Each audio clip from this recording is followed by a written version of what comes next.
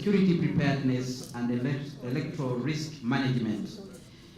As you know, our country is preparing for an election next year, and somehow, looking at the history, security is one of the key major features of the election process in our country. And of course, so many things happen. It's a time when we see high-level deployment, not only of the police, but also the army.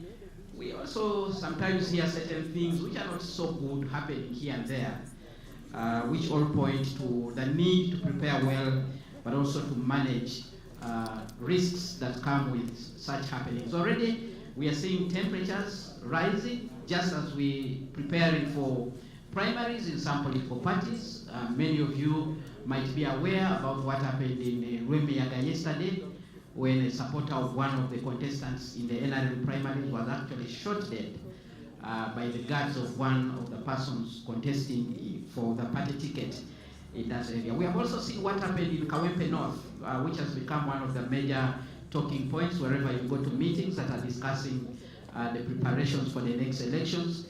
But we also know what happens in the past, cuts of many reports that have been published, including those from the organizers of this discussion, the Uganda Human Rights Commission. I have panelists who are going to discuss this issue in detail, but also to tell us how we can prepare to avoid dangers. Of course, we'll be looking at issues to do with strategic deployment and rules of engagement for election security, intelligence gathering and interagency coordination for early response. We always hear how the police will tell you they invited the UPDF to support them because the numbers were not enough. How do we prevent bad things, including human rights violations, from happening in an election context?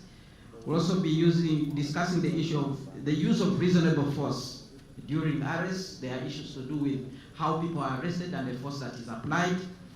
Then we'll be looking at the involvement of special interest groups in the election process, but from the context of security, we've heard about political parties that are preparing militias, groups to guard their votes, and etc. And all these things play out when you look at the security aspect of the election process in our country. So I will invite the following people to step forward because they are members of this particular panel. Colonel Deo Karikona, Director Human Rights from the Uganda People's Defense Forces. Good afternoon, sir. Thank you so much for accepting to be on the panel today. Let's welcome him with a round of applause. Also joining this panel is Mr. Robert Chirenga, he's Executive Director, National Coalition of Human Rights Defenders. Let's welcome him. And also Dr. Sarah Biret, the Chief Executive Officer at the Center for Constitutional Governance. He is also a member of this panel. Feel free because there will be an opportunity for you to also chip in and ask questions or make comments about the issues that we will have digested with this particular panel. Let me begin with Fandedeo Karikona. We know security is one of the major things that we must take into account when we are talking about elections in our country. But we want to hear from your perspective as a security forces. How are you preparing for these elections, and what are some of the risks that you're looking at from your side as you prepare?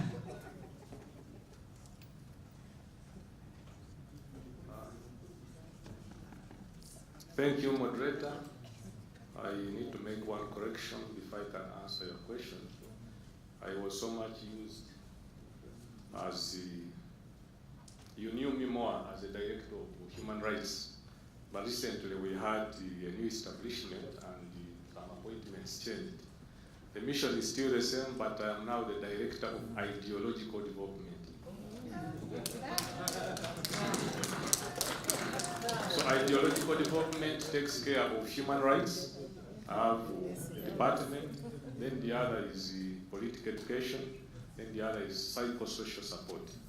It's just a change in titles, but the mission is still the same. Thank you, moderator. And once again, I want to thank you for initiating this kind of conversation.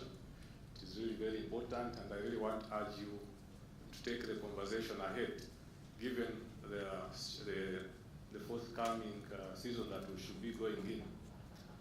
How prepared are we? Yes, you will understand that elections are not spontaneous. It is a period that is planned for. In the military, we have the hasty and the deliberate. So it is a deliberate kind of activity. And I want to assure you, the citizens, that it is now our focus, strategically, operationally, and tactically.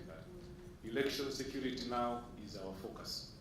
And we are having a lot of engagements at different levels with the other stakeholders. Why? Because election security and a violence-free kind of election is a common good for all of us. We are all stakeholders in varying degrees, but election security, the stability of this country, the development of this country is a common good which all of us should espouse. We have a lot of mechanisms that are in place to ensure that we coordinate with all other stakeholders. We have, you will understand, Article 209 of the Constitution enjoins us to ensure that we preserve and defend the sovereignty and the territorial integrity of this country. So, election security comes directly into this article. The sovereignty of this country, the integrity of this country comes into play right now. So we have really prepared. We normally have what we have called a debrief. A debrief comes, like if you have an operation, after the operation, then you have like what you call an after-action review, where you discuss what happened in the last election. Where did we go well? Where were the negatives? How can we do better? So we did that, and right now we are having mechanisms. The first one is what we call the Joint Operations Center. We have a Joint Operations Center. The Joint Operations Center is it is a centralized hub bringing together representatives from other security agencies and there's other stakeholders. And what we do is we coordinate and manage all responses, information sharing, situation monitoring, even decision making, resource allocation, and operational planning, including tactical execution. So it is a big mechanism which is composed of so many stakeholders, including all the security chiefs, and this has been our main focus. I want to repeat that election security is now our main focus, strategically, operationally, and tactically. We also have another, I saw you talking about information sharing. We also have a centralized structure, the Joint Intelligence Center. The Joint Intelligence Center is also a centralized hub which collects, analyzes, and disseminates intelligence from various sources to support all the decisions that will be made. Some of the functions are gathering of information.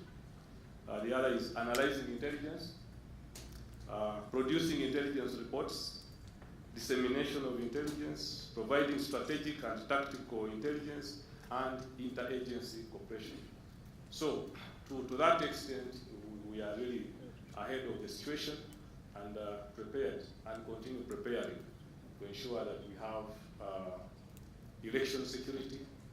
You will understand also that from my introduction, I am the director of ideological development. So you will also appreciate that. Why is it surprising? Please carry on. You know, the interjections from the audience. You see, we are subordinates to the people, so I want to listen to them. So, our ideology is our values. It's about our values. It's about our beliefs and our ideas. One of the national pillars of ideology, is democracy, and this is exactly what we are going for. All right. Democracy. All right.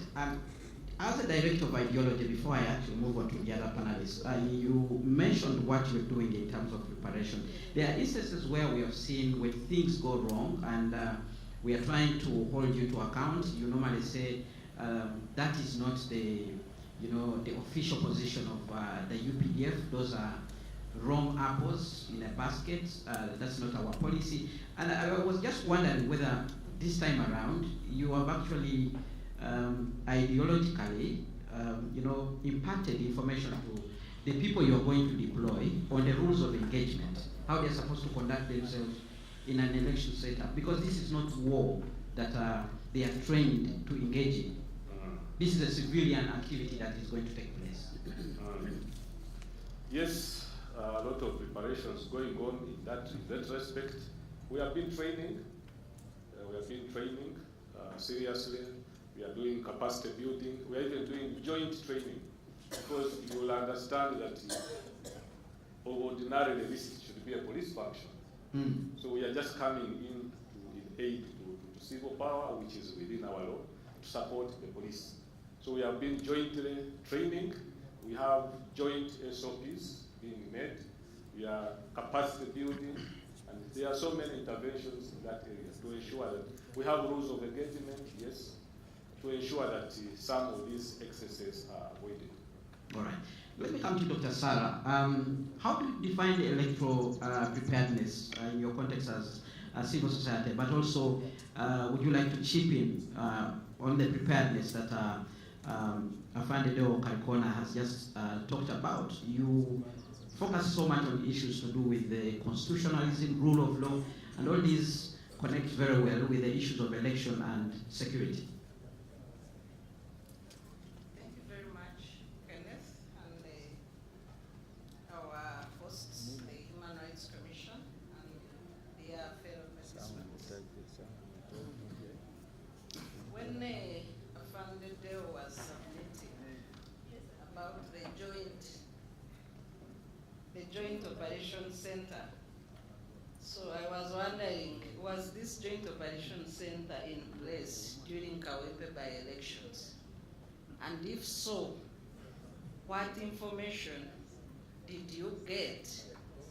And what kind of strategies informed your behavior and conduct in the Kawempe by-election that was so embarrassing to the nation, that was so appalling, that was really unacceptable? And how can you, through your new structures, ensure that the UPDF stops embarrassing our country by conducting yourselves in accordance with the Constitution, and stop subsuming the functions of Uganda Police? The third request to you would be, how can you stop treating Ugandans, especially those on the side of opposition, as enemies of Uganda because they don't support the regime?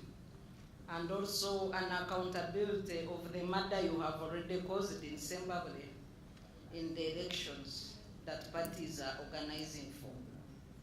Having said that, Mr. Moderator, during elections, there are roles expected of security.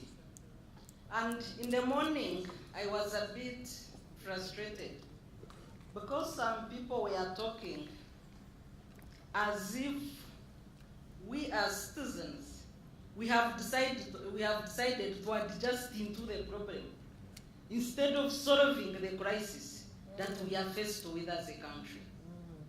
I would not want to associate with any group of Ugandans that are adjusting, fit into the chaotic problem that we find ourselves in. The institution of the UPDF has become a total embarrassment. You know, previously, if you did a survey on the most loved institution of government in the last 30 years, more than 70% Ugandans would have voted for UPDF. But in the last 10 years, you have washed away all that record. We no longer have the famous People's Army. We just have an army that is an enemy of Uganda and Ugandans. You do not only embarrass Ugandans nationally, you embarrass us internationally through your conduct. The article you have quoted at 209 defines your functions as protecting the territorial integrity of Uganda and the sovereignty of the people. That means protecting our borders and guarding the property of Ugandans from enemies. But the work you are doing is even more than police. If you read the reports, you have not only usurped, you are like LDU. Because I don't know, even what you are doing, even the police cannot do. If you read the events of Zimbabwe just yesterday, that the army, the UPDF, was dispersing an illegal assembly. Is that your function? Is it your place to determine what is a correct assembly and an illegal assembly? Do you even know the meaning of an illegal assembly? Because it's not your function. And in that process, you murdered a young man, 24 years. Why are you killing Ugandans? You say you are prepared for elections. And if I take you back to the example of Kawempe, if that is the preparedness you are talking of, then Ugandans need to start practicing like the Kenyans I saw chasing away men in uniform. You deployed about 30 members in Kawempe. Each member had more than 100 guns. You clobbered all journalists, including members in the room. You beat up candidates and their supporters. What informed that conduct? And do you think Ugandans should give you respect for such conduct? We need to clarify the role of professional security forces. The UPDF must stay in their lane. Elections are not the core function of the UPDF. Well, we know that elections are not a core function of the UPDF. But I am now in my submission. But from time to time, the police will tell you they invited the UPDF. They don't. Even during abductions that were conducted by mainly UPDF, the police was clear. And they would say, even on media, we are not the ones. As we prepare for elections, from the previous elections, 18 Ugandans are missing. We have people in your headquarters in the basement being tortured. Is that part of your ideological announcement? When you go, so we need clear roles, and it's good my friend Julius Mchungs has entered the room. The Electoral Commission, whose function it is to ensure that Ugandans enjoy credible, free and fair elections, needs to develop a code of conduct for security agencies. Every state actor who participates in elections does so on the invitation and under the leadership of the Electoral Commission, including security. We need a code of conduct for security. We need funding for police to make sure police can recruit police electoral constables. That has been the practice in this country. Under the 1995 Constitution, we have conducted 6 elections. The most chaotic and embarrassing election was 2021. We need police to be able to recruit polling constables, to help police in supervising elections, not the army. All right. Let's now go to Mr. Robert Chirenga. Mr. Robert Chirenga, my area of interest with you will be whether you've seen any early signs that things are not likely to be good, so that maybe we can act on time and in time to be able to save face. You've heard from Dr. Sala how the things that happen bring into repeat our image as a country. So we would want to actually nip certain things in the bud. So do you have any fears, any concerns, any early signs that we might have electoral violence next year? Thank you, Kenneth, and thank you, fellow panelists and delegates here. I don't know what you mean by signs, because we've been having elections every 5 years. Well, when it's about to rain, you can see clouds. Yeah. That's a sign that it's going to rain. The story is not different. Mm. And it goes back to what my colleague Sarah is saying, the role of different actors. Actually, now it's becoming tough because even political actors have decided to have militias. When you have civilians convert themselves into militias, then the thing is getting out of control. It means that there is bound to be conflict between the different parties. But it would be very important really that we reflect on the legal regime that we have. If you talk about having a progressive constitution, that this country has ratified the most number of international human rights instruments that talks about all the rights, that we have a whole chapter 4 that talks about the Bill of Rights. It's important that we reflect on that and really put into action. The signs are already there. It's not rocket science. You've just had fresh news from Remiaga. The role of security forces in an election process. The role of other actors. I mean, when you see civilians trying to confront law enforcement agencies, you are a civilian, you are unarmed, and you are trying to confront an armed person. What do you expect? So we need to really reflect on these things. The early signs are there. We saw them during the primaries of what would have considered the mighty party. It has been in real power for the last 39 or so years. Would have expected it to put things in place because sometimes there's a fusion. You can't differentiate between NRM and the state. It's all one. Now, if we look at the vivid examples like Kawempe, you will even hear wild stories of telling that, look, the deployment of Kawempe was by an individual, one single individual. But we have institutions.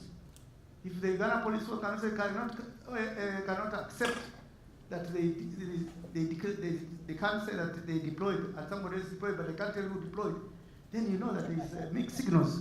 This is the so-called uncoordinated movement of troops. You get it? So the signs are there. The issues, how are we going to address this? Are we going to have security assessments? Are we going to do an assessment? Because the risks will always be there in an election. You can't avoid risks.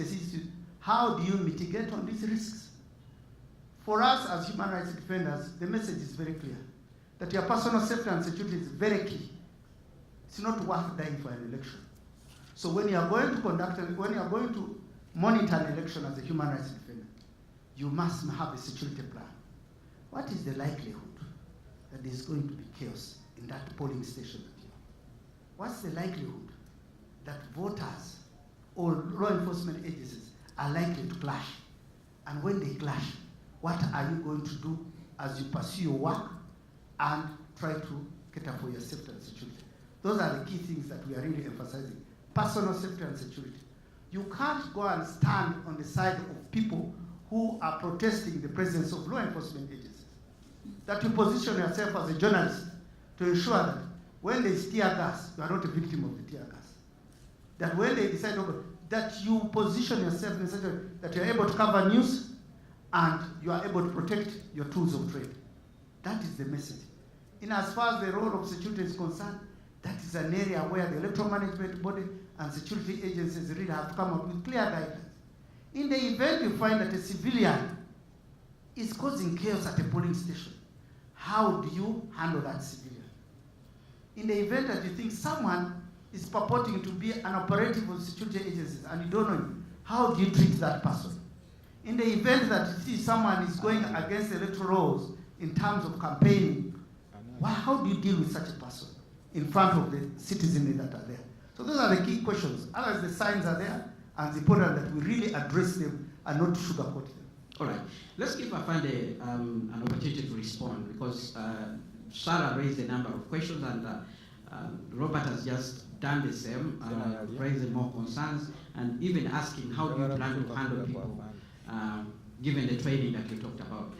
Quickly, if you can respond, and then we'll bring in some questions from the audience.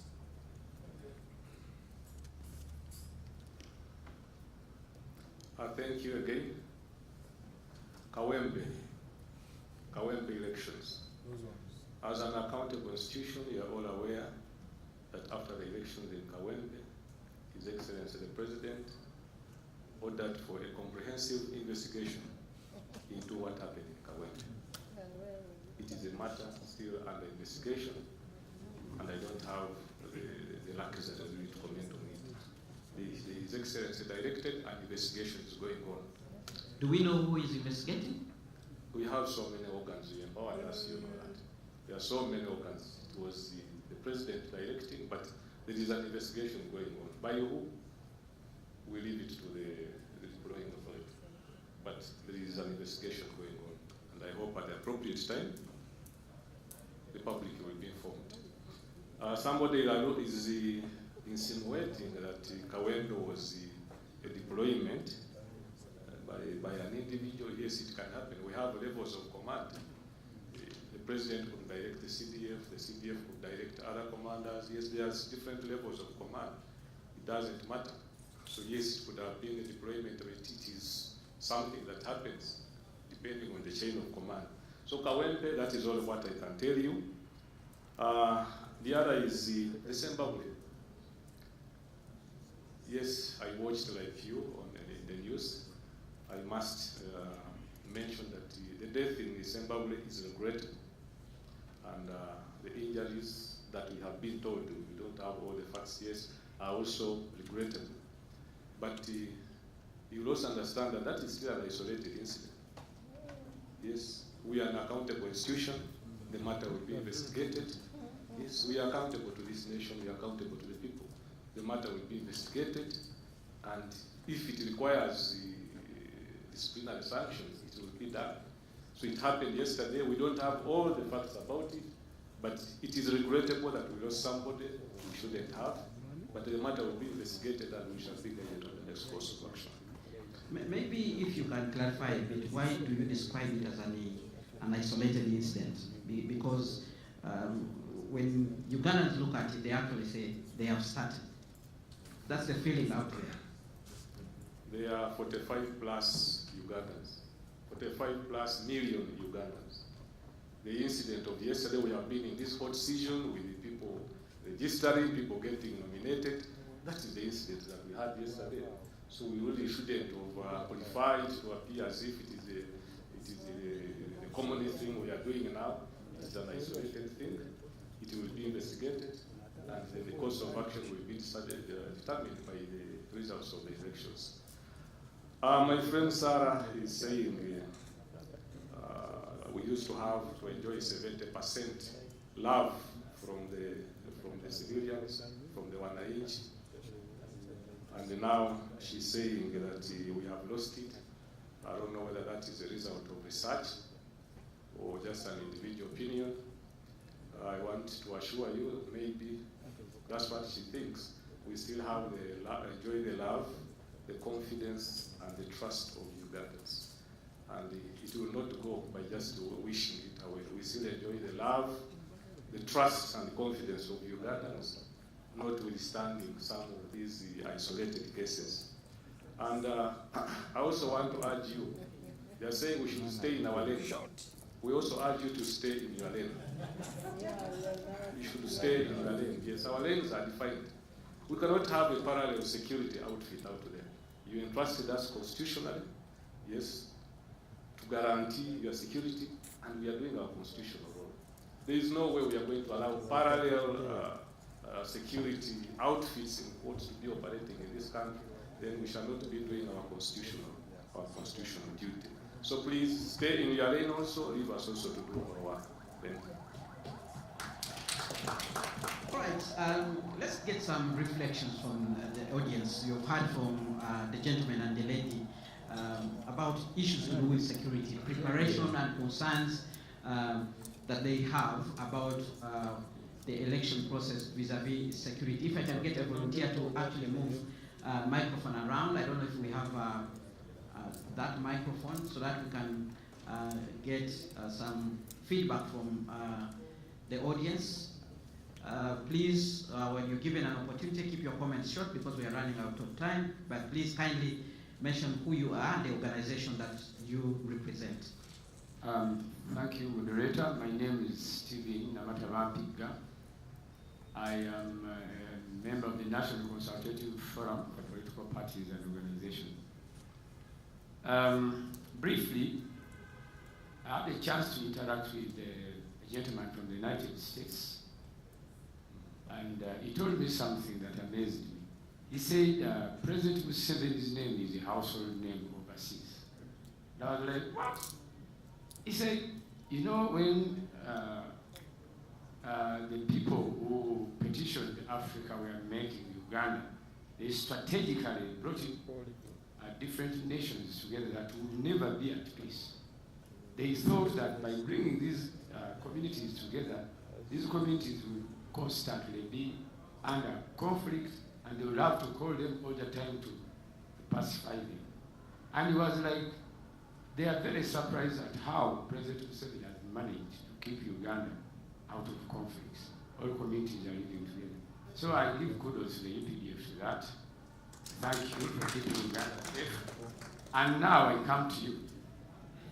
When I was young, we used to play football in Luri. There was a pitch. One senior officer one day found us playing, and he inquired from the people who were on quarter guards how and why we were playing in there, because it was, I think, a barracks. Then he gave an order. All of you lie down on your stomachs, and he went away. So we stayed there for 2 hours. We are inquiring from these gentlemen, the people on quarter guard, the people, what can we do? How do we go out of here? The men told us, unless a senior officer comes, you will not go away. So we spent more than 2 hours there until a senior officer appeared and he gave a different order. Now, my question is to you.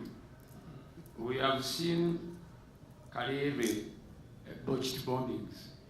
Your officers are trying to create scenarios to get money by making up bombings.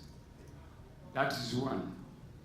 Two, we have seen security agencies go to parliament, many with different budgets, all of them claiming that they want to make elections safe. Now, isn't that also an eye warning from you people? You want money to do what? All of you are claiming to be trying to pacify elections. And it's good parliament elected some of it. And lastly, they just concluded village youth elections. I was talking to the chairman of the Electoral Commission. He said, in his own words, that the Electoral Commission did everything legally right for a free and fair elections. But the other agencies that work with them decided to overtake the whole show, and they botched up the entire elections. Now, the people who were seen on the field were DSOs, RDCs, PSOs, VSOs, and all of them have got a background of soldiers. They are UPDF. Now, how can you assure the gentlemen and ladies here that you are going to keep Ugandans safe during these elections? And why, for God's sake, can't you refuse unlawful orders? Why? Thank you. Thank you so much. Let's take another question. Yes, there's a gentleman there. If you can pass to him the microphone.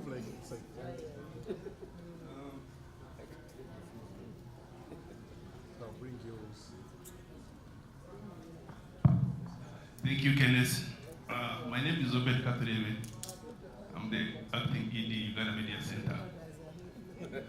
My observation goes to Madam Sarah Benete. I think since morning we've been discussing comprehensively, but we are skirting around the real elephant in the room. The real elephant in the room is the electoral rewards. Elections in Uganda have turned into a matter of life and death. People are selling their personal properties, homes, and whatever to go and invest in an election, hoping to win, and they become instant billionaires. Madam Sarah Benete, I want to understand how much you restrain a person who has sold his house and his in the electoral context to win, come rain or shine, because that's the only way he can recover his wealth he has put there. How will you restrain these soldiers from intervening? Because people are killing each other. Those that kill each other in the same family belong to one party. I'm told in the patch, they also kill each other. The other day, they are all members of UPC.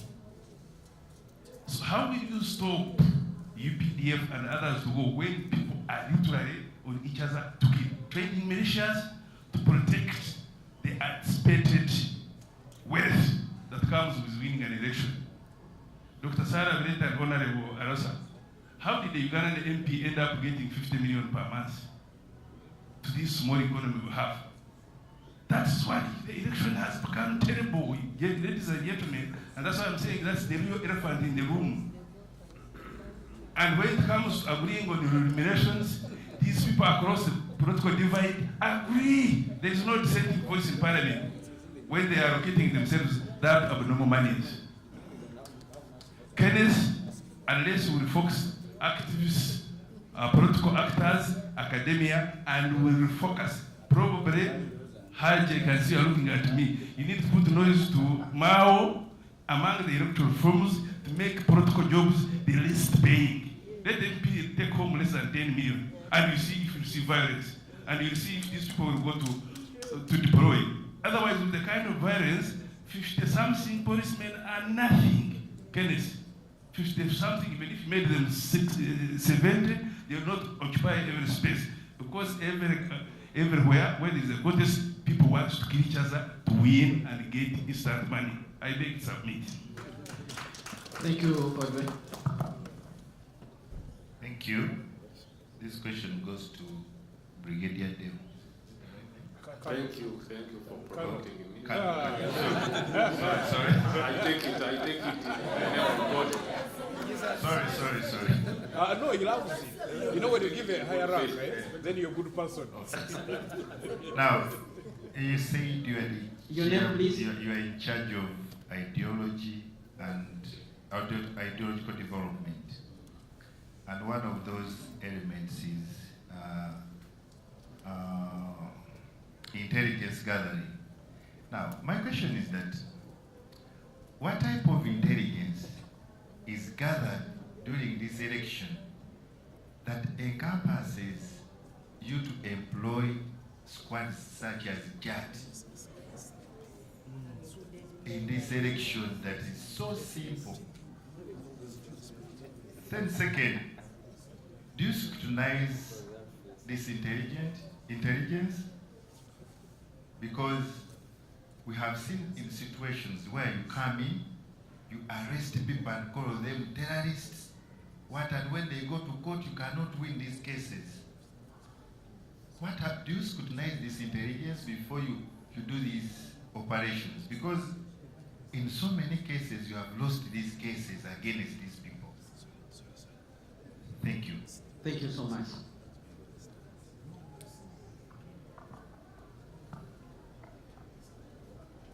Thank you very much. Thank you to all three panelists and to those that spoke before earlier in the day. We've had some very, very interesting analysis and ideas, and I think what we all want is clear. We want to have peaceful elections.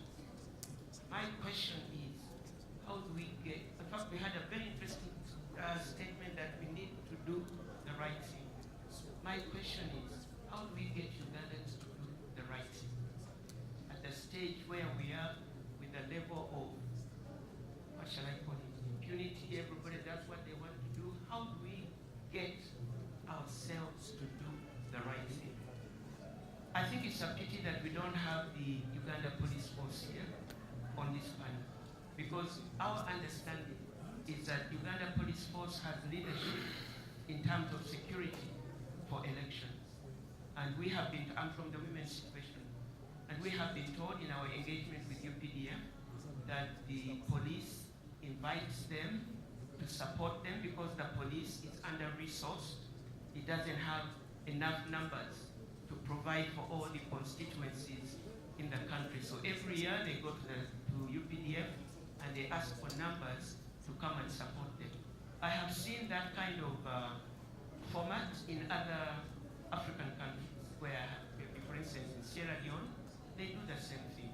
But the roles are so clear. When you go to the polling station, actually the military does not even enter the polling station. They stay outside just in case the police invite them to come in and assist them with a security situation.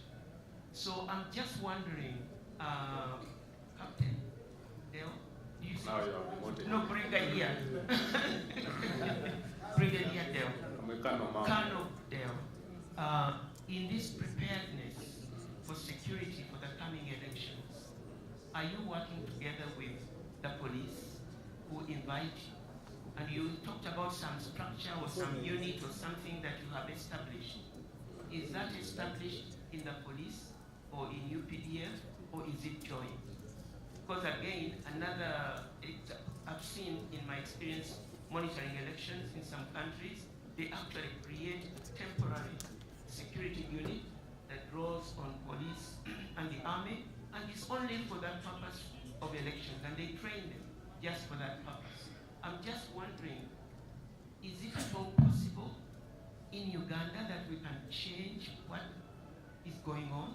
That this partnership between police and the army can be a beautiful experience for Ugandans? That people don't have to live in fear because they are going to vote? Our worry, and I speak for my colleagues in the Women's Situation Room, for 2026 is that the experience we have seen with the by-elections makes all Ugandans worry. That if in one constituency, elections in one constituency, we can have so much fear and worry and anger and upset emotions, what's going to happen when the entire country is voting? How do we touch the consciences, our consciences and our hearts as Ugandans to begin to do the right thing? Now, in the Women's Situation Room, we've done a lot of analysis and in engagement with all stakeholders, including UPDF, all the political parties and others, Human Rights Commission. We've come to the stage where we are saying to ourselves, does it make sense to continue to implement democracy this way? Does it make sense every 5 years to run elections and have Ugandans die? Is there no other way that we can select our leaders? Do we have to continue with this system that we know is somewhat dysfunctional? Because when it's at the cost of lives and the creation of anger and terror and fear, does it make sense that we as sensible people, we just continue without questioning it? And here I want to appeal to academia that we were told this morning, is it sleeping or something? I can't remember. Is this something that academia can help us to lead on, to start to create think tanks, to discuss how else we can govern ourselves as a nation? What other systems we can use? Why are elections a small part of the democratic process? Why are elections such a major crisis in our country? Things get paralyzed, we are broke. I hear people sell land, they borrow money because they are going to be elected, and we wonder where are they going to get that money from after they are MPs in parliament. You know, all these things, we are questioning ourselves in the Women's Situation Room. And my appeal is that if all of us here can take this further in our own networks and begin to question, how do we come about with a process of where we can think something different from what we have? Finally, civic education, and I'm glad this has been convened by the Uganda Human Rights Commission. Part of the problem that we have with our elections is the lack of understanding of major concepts. Do Ugandans really understand what leadership is or what it is supposed to be? Instead of being boss and wanna, can't leaders be servants of the people? We need all of these articulated in civic education. Truly, we are paying, and I'm speaking as a paying grandmother.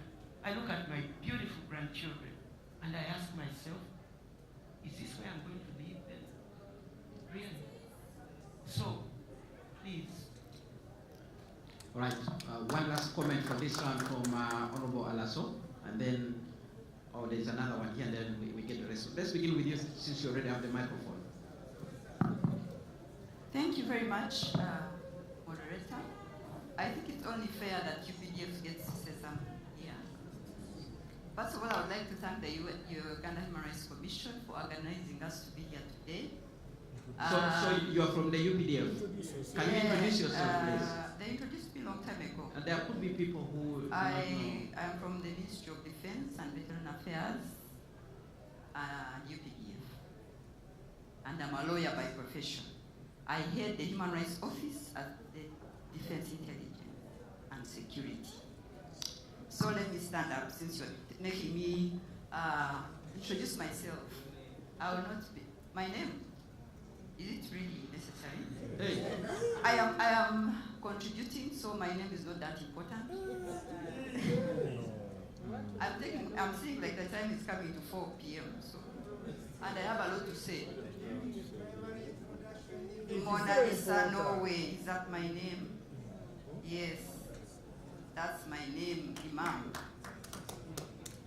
So my contribution is, I have 2 contributions, then I have a question. Okay. One is, first of all, I started by thanking UHRC for bringing us together. And I want to thank the previous speakers in the morning, the academia, they have gone, for emphasizing the issue of collective responsibility. We are all Ugandans. Like there's a young lady who was here talking, and she talked about being a Ugandan. At the end of the day, we are all Ugandans. So collective responsibility, honesty and openness, I think for me it was a take-home for me. Now, based on what we have already said, which we have already talked about, I would like to make some contributions. As my director was talking, somebody asked about accountability. To add on what he has already said, we have seen UPDF bring to account its officers in the past. It's not something that you haven't seen. So if there's any errant officer, the institution is capable of bringing them to. Okay? So that's what I wanted to add. Then also, we are doing joint engagement. Like right now, we are engaging with the Journalist Network for Human Rights. We are going soon to have trainings, joint trainings with UPDF, because we want the journalists to understand where we're coming from, and we also understand where they're coming from. And I think that will help us in finding solutions. Then the other thing I wanted to talk about was to give some advice to my dear sister Sarah. Sometimes we need to maybe revise some facts. You know, some facts come and splash in the news, and it's worked on. Sometimes we don't take time to go and cross-check. For example, the missing persons list, I think this was worked on by UHRC, by Parliament, and this list kept reducing in number. And actually, we discovered, including many other things, that these were ghost people in that list. There were people who were already incarcerated, like in prison, they were on that list. So, but to put that to rest is, as we stand, if there's any list of missing persons, we are ready to receive it. And those were already. So, there's no balance there. So,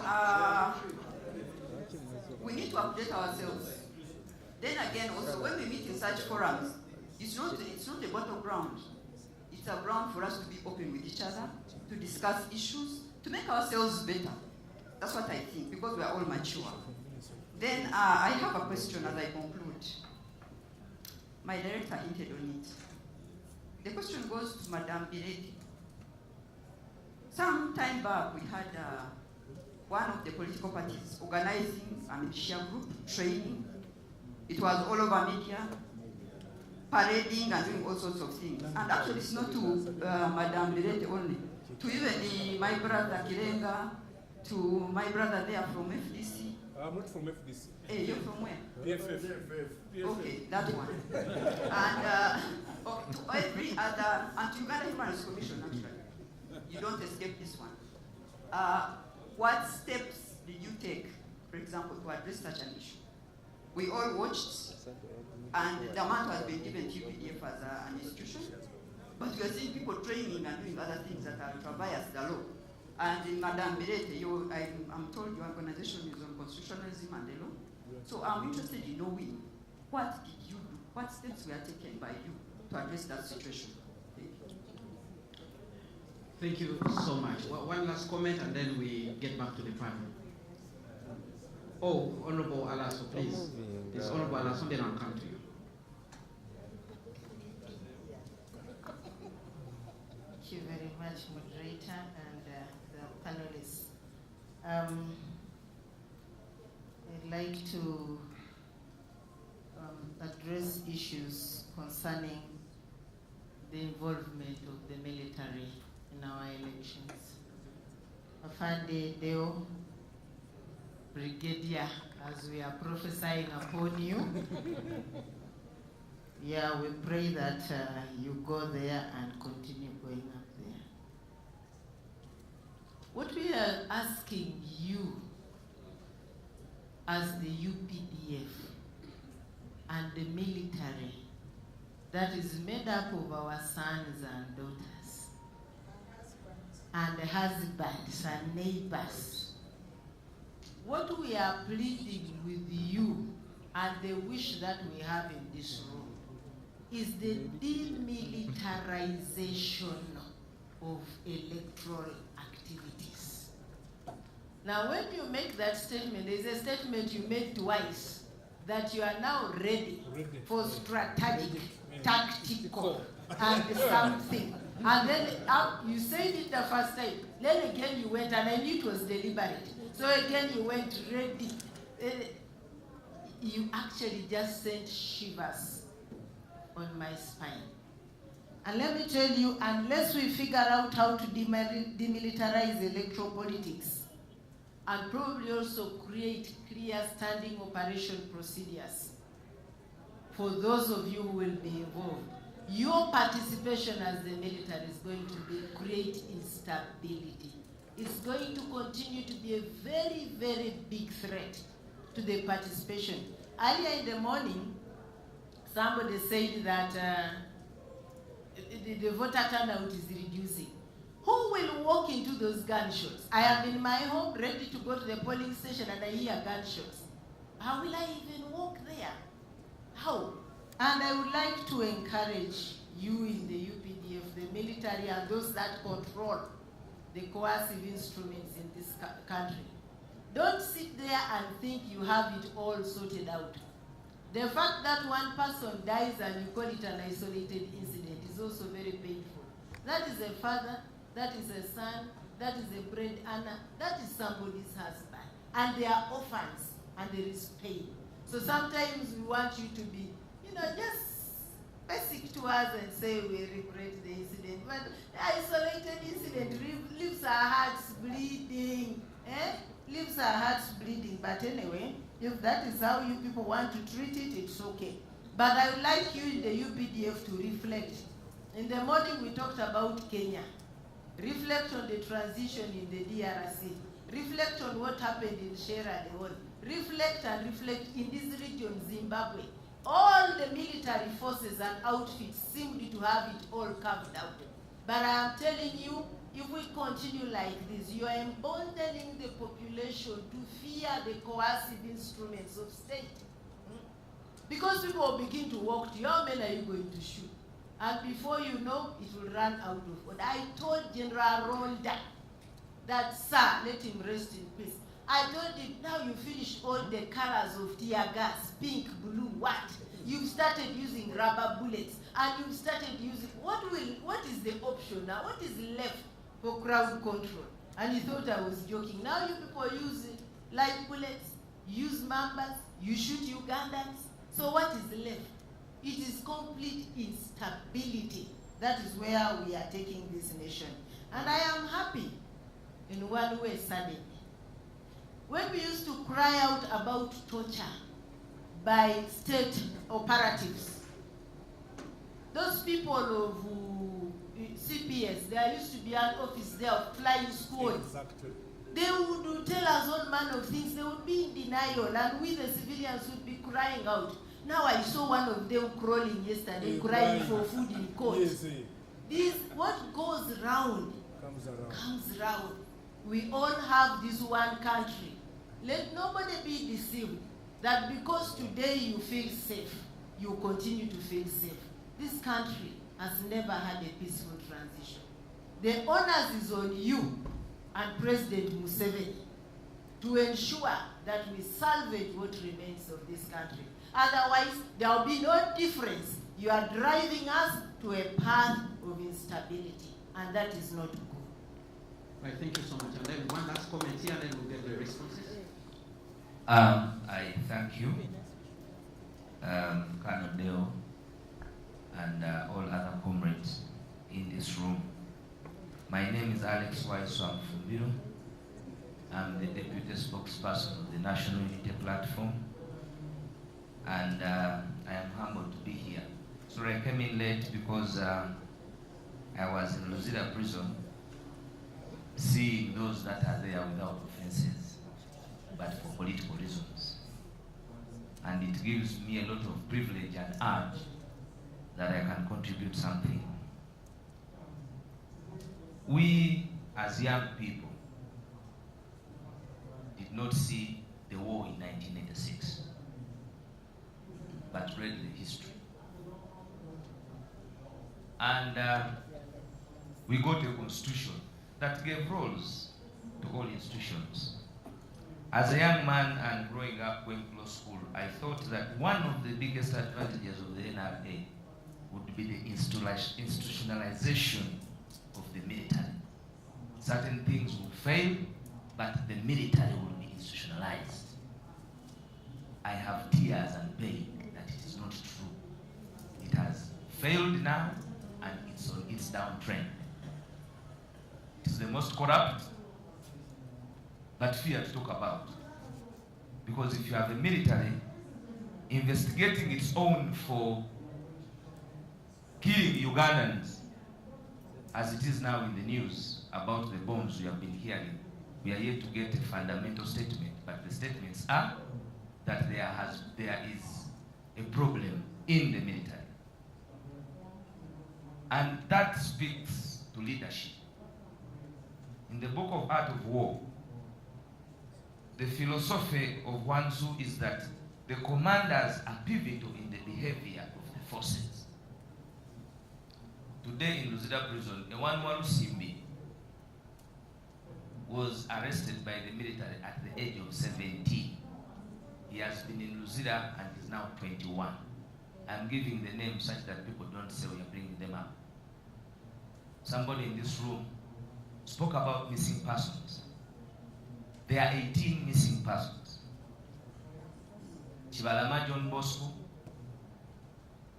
picked from Bukondo in Wachiso. He was an accountant.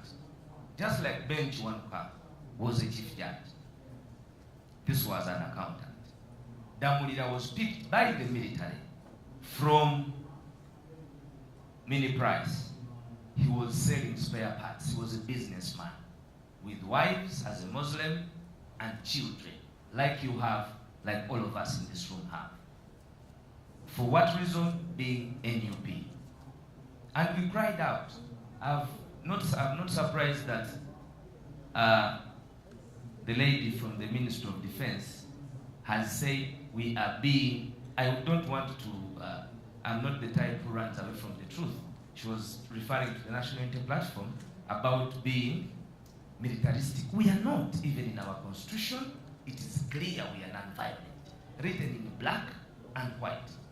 But the military, and these are facts, has started as they train the new recruits and others, they are telling them we are a militia.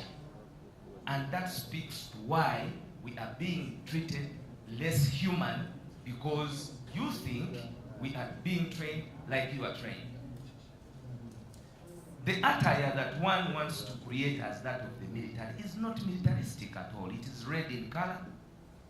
And as the last time I saw what you gazetted, it was not part. The beret has no insignia of the military.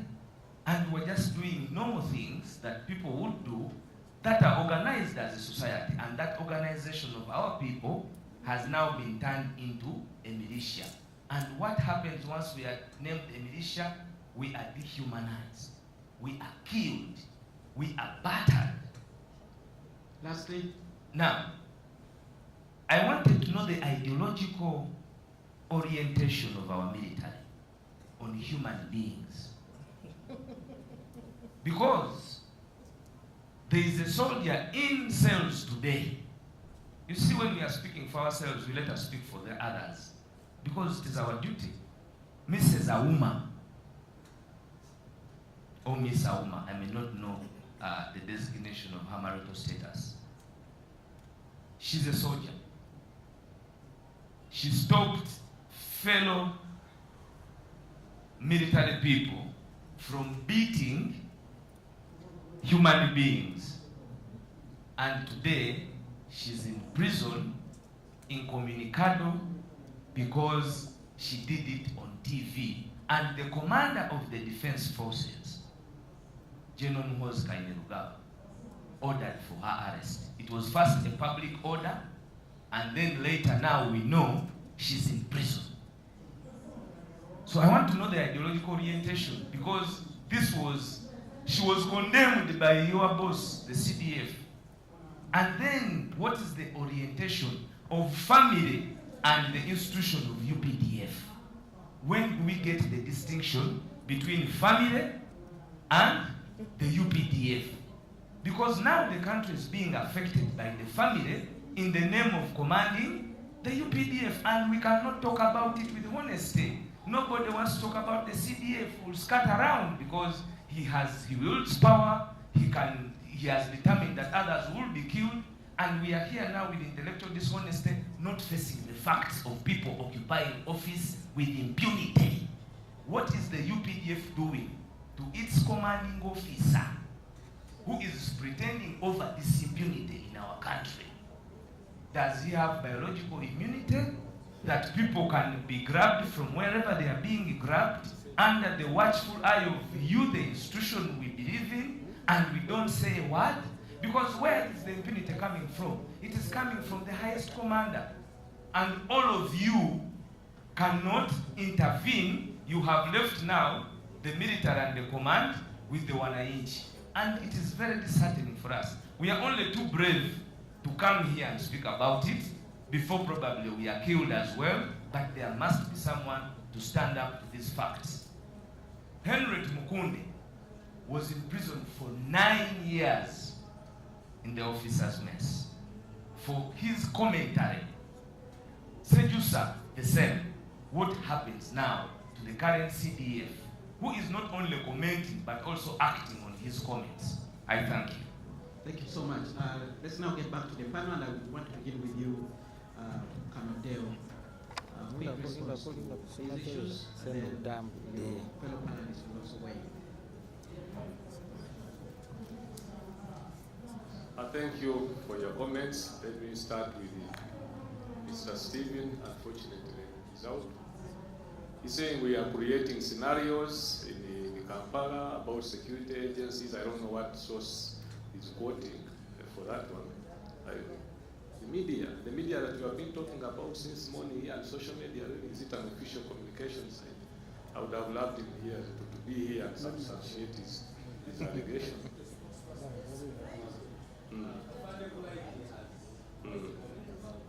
That what?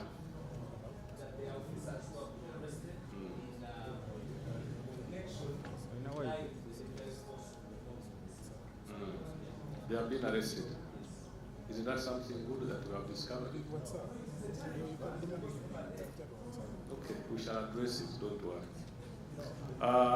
Then, Stephen was also talking about security agencies going to Parliament and asking for money. Unfortunately, where did he want him to go? He wanted us to go and invade the Bank of Uganda because Parliament is the one that appropriates. We have gone to the right institution, and he's blaming us for that. Where did he want us to go? I think you did get his context. He's talking about exorbitant sums of money out of providing security for the elections. Yes. Yes. election security is logistically heavy. It is a heavy operation. Don't underestimate it. It is almost the entire country is involved. It is a logistically heavy kind of operation. If we are to get election security, please give us the resources. Then unlawful orders now. I think he meant it. I don't know what he meant by unlawful orders. We know how we get our orders. There is a structured way. Our communications are classified, they are restricted. I don't know what he meant by unlawful orders. Unfortunately, he's not here to substantiate.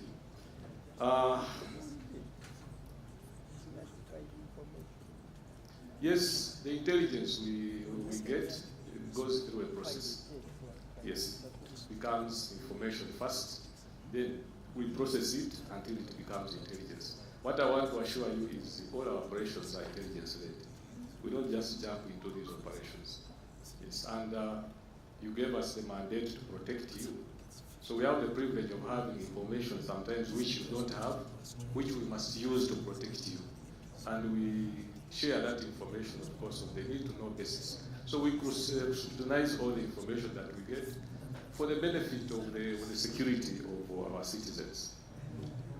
Ma'am Elizabeth Ruanga, first I want to appreciate you, for your role as one of the eminent women. We have had a lot of engagements in the Situation Room. I attended that meeting when you met the CDF, and we want to appreciate your role. But I really want to urge you that you should be the last person to be pessimistic in this country. Yes, you should be the last one to be pessimistic. All is well. The partnership of Uganda Police and UPDF, it is a situation which was envisaged by the lawmakers. They envisaged a situation where the police maybe will be overpowered. We are on call, and it depends on the assessment of the commander of the police to call us. We don't deploy ourselves. We are always on call to support civil authority. Now I don't know how to answer that because it is a legally provided for kind of situation. But what I want to assure you is that the partnership is for the good of the citizens of Uganda, so that we have peace and stability. Civic education, I agree with you. Yes, that we need really to educate people about civic education. Honorable Alaso, involvement of the military would be very comfortable to sit in our barracks and do some other things. There are so many things we could be doing. But sometimes we come in because of the conduct or misconduct of our wananchi. It's sometimes the conduct of our people that really calls for involvement. And as I said, we don't come in directly, but we are called to come in and support in aid to civil power. We would love if you are. We also have now a challenge of citizens, the wananchi, not complying with the lawful authorities in the performance of their duties. Yes. So some of our involvement in some of these things is because of the conduct or the misconduct of the people that we are dealing with.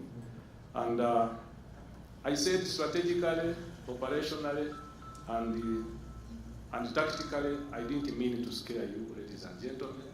Those are levels of command, and the point was to show you how prepared we are as an institution we are trusted to ensure that the elections are violence-free and that the will of the people is supreme.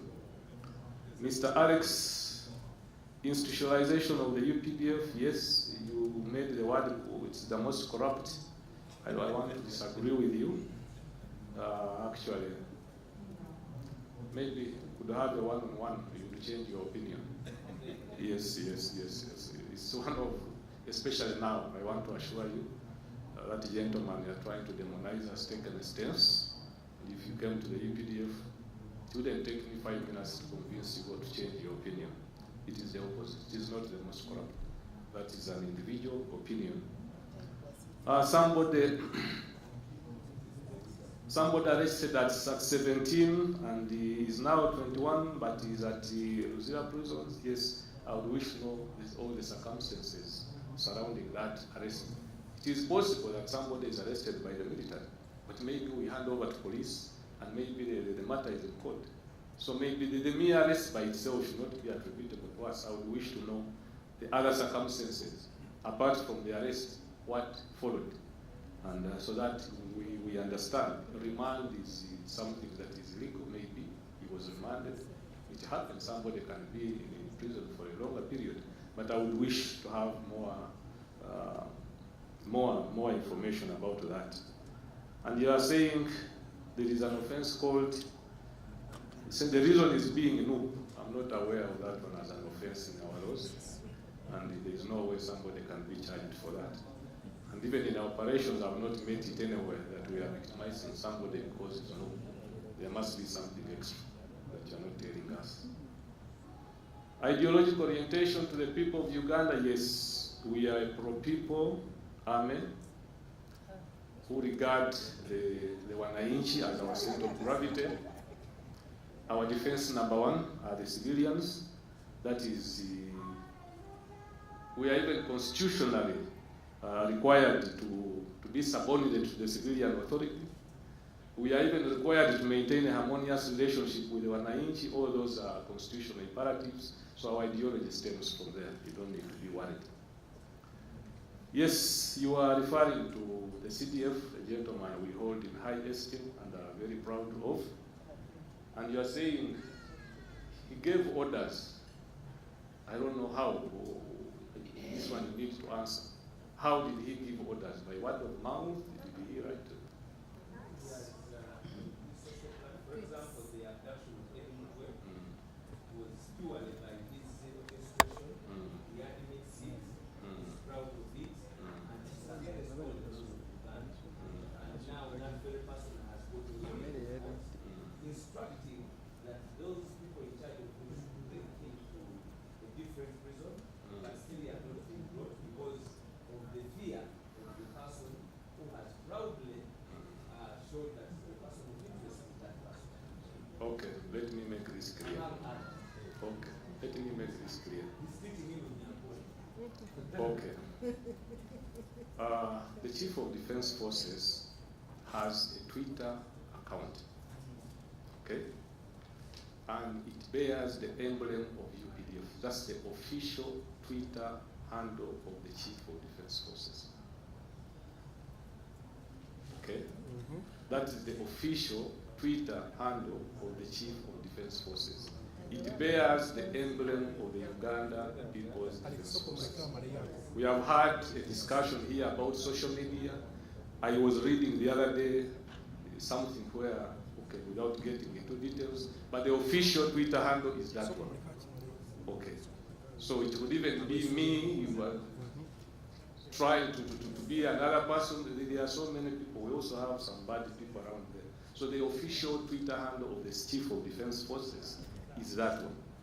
Look out for those features. It bears the emblem of, and it is really unprofessional for me to come here and start attributing social media statements to somebody we hold in high esteem.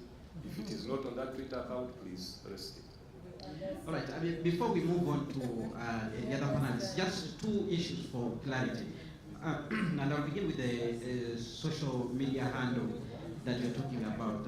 If it's true that it's not his, why has the UPDF allowed someone out there to continue impersonating the CDF? Because the messages that are being churned out through that account are actually being believed by members of the public. We have not seen the UPDF being proactive to deal with that particular issue. Then secondly, maybe, you did tell Mr. Mfumbiro that there is no crime being no, but it looks like no is a political part of interest to the UPDF because you are ever at their headquarters. And since we are in this dialogue where truth must be spoken, maybe you can share with us a little bit what exactly is going on, because it's also an issue of concern among people who are handling issues to do with elections and democracy in our country. Just those two issues, and then we hear from the other people.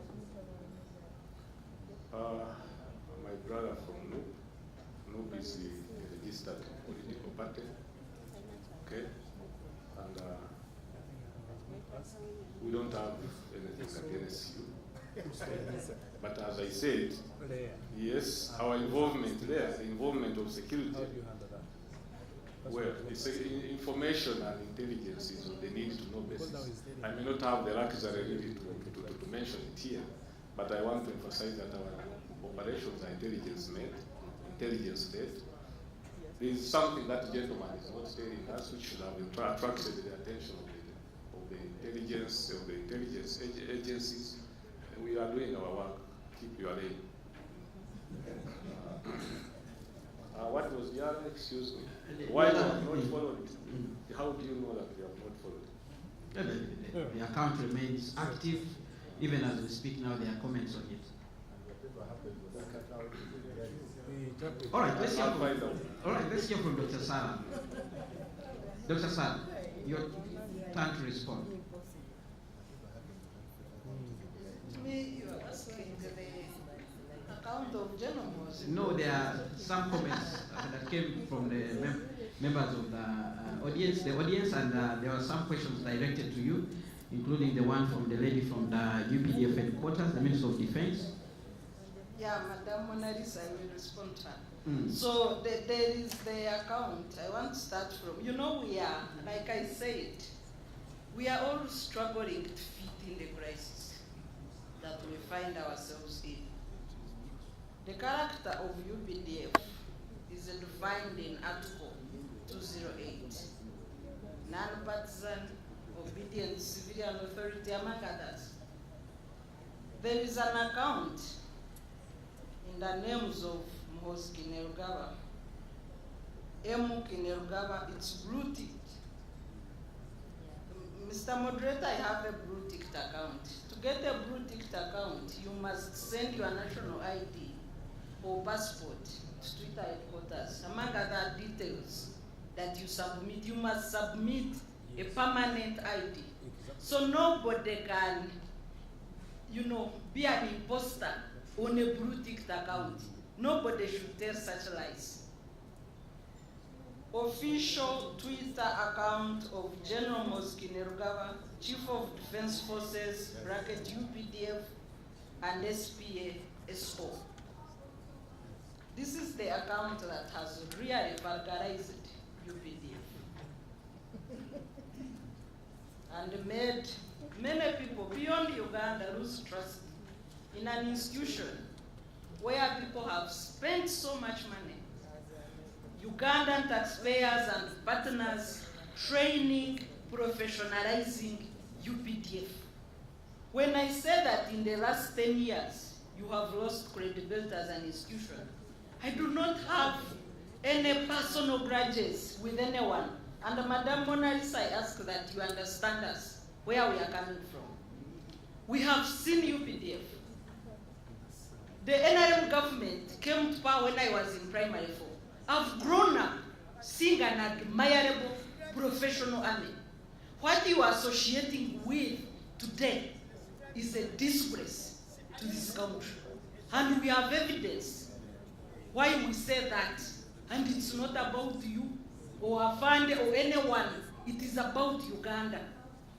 You join that army to serve Uganda. It is not your personal entity. And you will serve and go. Maybe another regime, out of embarrassment, if the scandals become too many, Ugandans might also go in the process of creating another name. The reason Ugandans created a new name for the UPDF was to avoid the previous embarrassment the armies had been to this country. You might drive us to that situation again, to move away from the crimes of UPDF by finding another name. We are not far from that. If you take this as a personal attack, that is your problem. The money you use as a national army belongs to us as taxpayers. The uniform you put on belongs to citizens. When you conduct yourself in a manner that is contrary to the Constitution, it is our duty to remind you that you are out of order, and we shall keep doing so. You asked about a militia, and I quickly checked for definitions, several definitions of a militia, legal and otherwise. What are the characteristics of a militia? First of all, they must be armed. Do we have any citizens of Ugandans that are armed that you are referring to. The militia must be armed. It's a parallel army. It's a paramilitary. I know that you've characterized the opposition as militia. Is there any opposition in Uganda that is armed? Electoral Commission, you're here. You supervise the conduct of political parties. Can you tell citizens if we have any political party under your license that is a paramilitary? And if so, why don't you deregister that group? We should stop vulgarizing the political rights of Ugandans because some of us are partisan. It is very unfortunate. What is a militia? A militia must be armed. Who is armed? I am asking, given the Electoral Commission, who is armed? Why don't they arrest them and show the guns? What is your job? If we have paramilitary groups in this country, I think she's going to answer you. Madam Mona Lisa, civil society actors are not members of security. So if you say, what did you do? First of all, as a civic actor, I'm saying, show me the paramilitary group. I don't know any political party that is armed. And if so, why don't you report to Electoral Commission to deregister that party? That should be the first action. 2, it is your mandate. All right, maybe Dr. Sarah, I will help Madame Mona Lisa a little bit. I think she's referring to what the military talked about, issues to do with drilling, how the NUP people made a parade. And that's what, let's be open and put facts on the table. That's what she's referring to. When I know the birthday parade,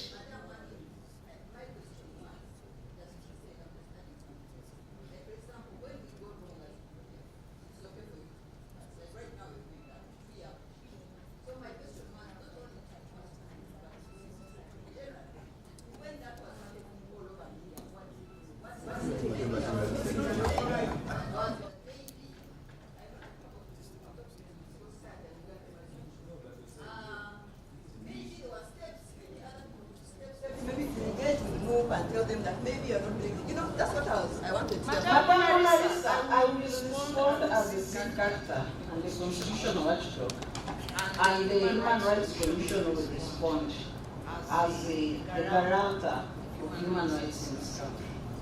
They are our conveners today. I am not aware of any political party that runs a parliamentary group. If one exists in Uganda, provide evidence to the Electoral Commission, which is the supervisor of political parties, and we have that party to be registered. The definition of a militia is known. It must be armed. So when you verbalize a birthday parade, schools do parades every day. Are you going to tell schools that they are militias? A militia is not a parade. That is part of the abuse. By institutions in this country. I was telling primary school children that they are militia. Because they do parade every morning. The same parade that I saw at home. Schools do it. Scouts do it. All these groups are militia. We should stop from interpreting events. There was another question from Ben Kakirere on the commercialization of elections and general policies. Of course, we've been campaigning the use of excessive money in the elections. But the biggest beneficiary of commercialization of politics happens to be the ruling party, which has access to taxpayers' money for their partisan work.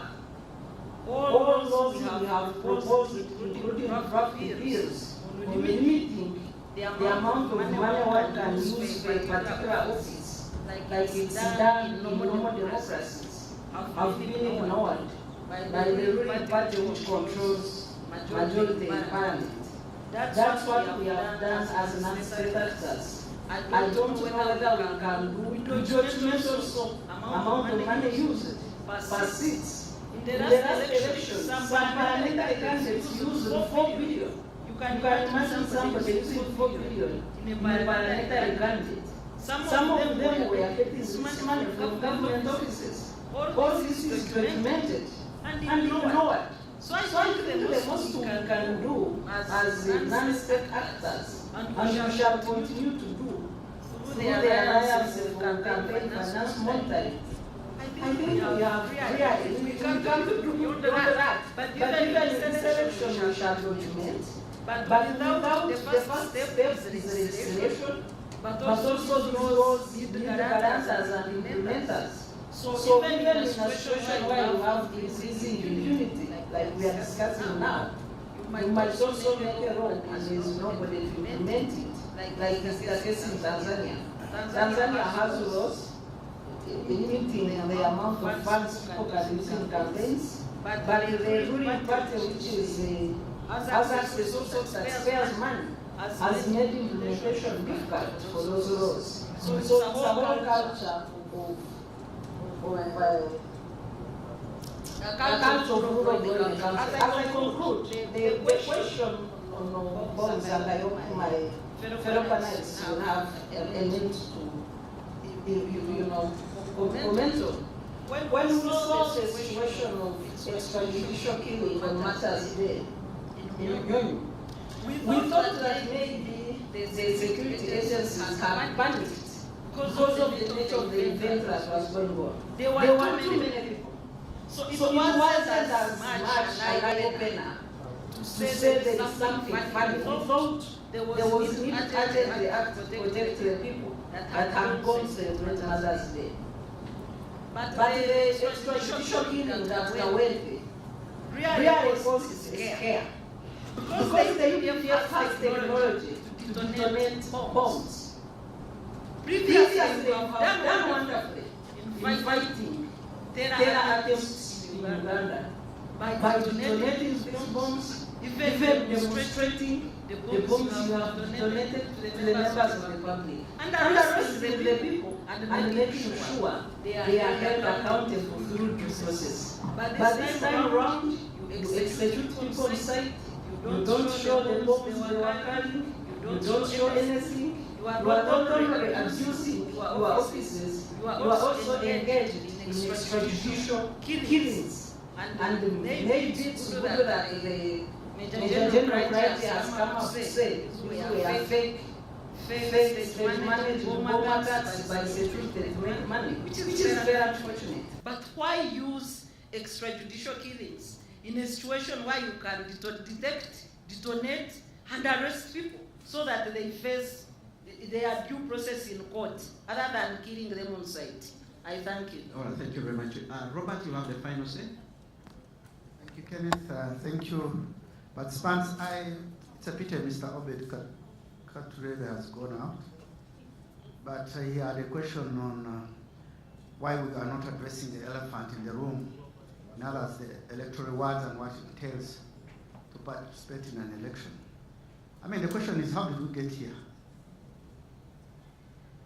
Personally, I believe it goes back to the leadership in the country. Whether it's the generosity to have as many members of parliament in the House, to have as many districts. I mean, you are all here. The former accounting officer, may his soul rest in peace, Keith Mwakali, kept on complaining every other day about the broad public administration bill, creating more districts, number of parliamentarians, jobs. We have 200 advisors for one person. We have to be honest with ourselves. The problem is the leadership. Please let us not try to bury our heads in the sand like the ostrich. Madam, the legislation, Madam Wanga from the Women's Situation Room. How do we get Uganda to do the right thing? Simple. Let each one play his or her role. I've always given simple, basic examples. Look at the way border riders manage themselves. You see a person who is extremely reasonable. Is seated on a border riding, keeping right when they should be keeping left. I mean, you see it every day.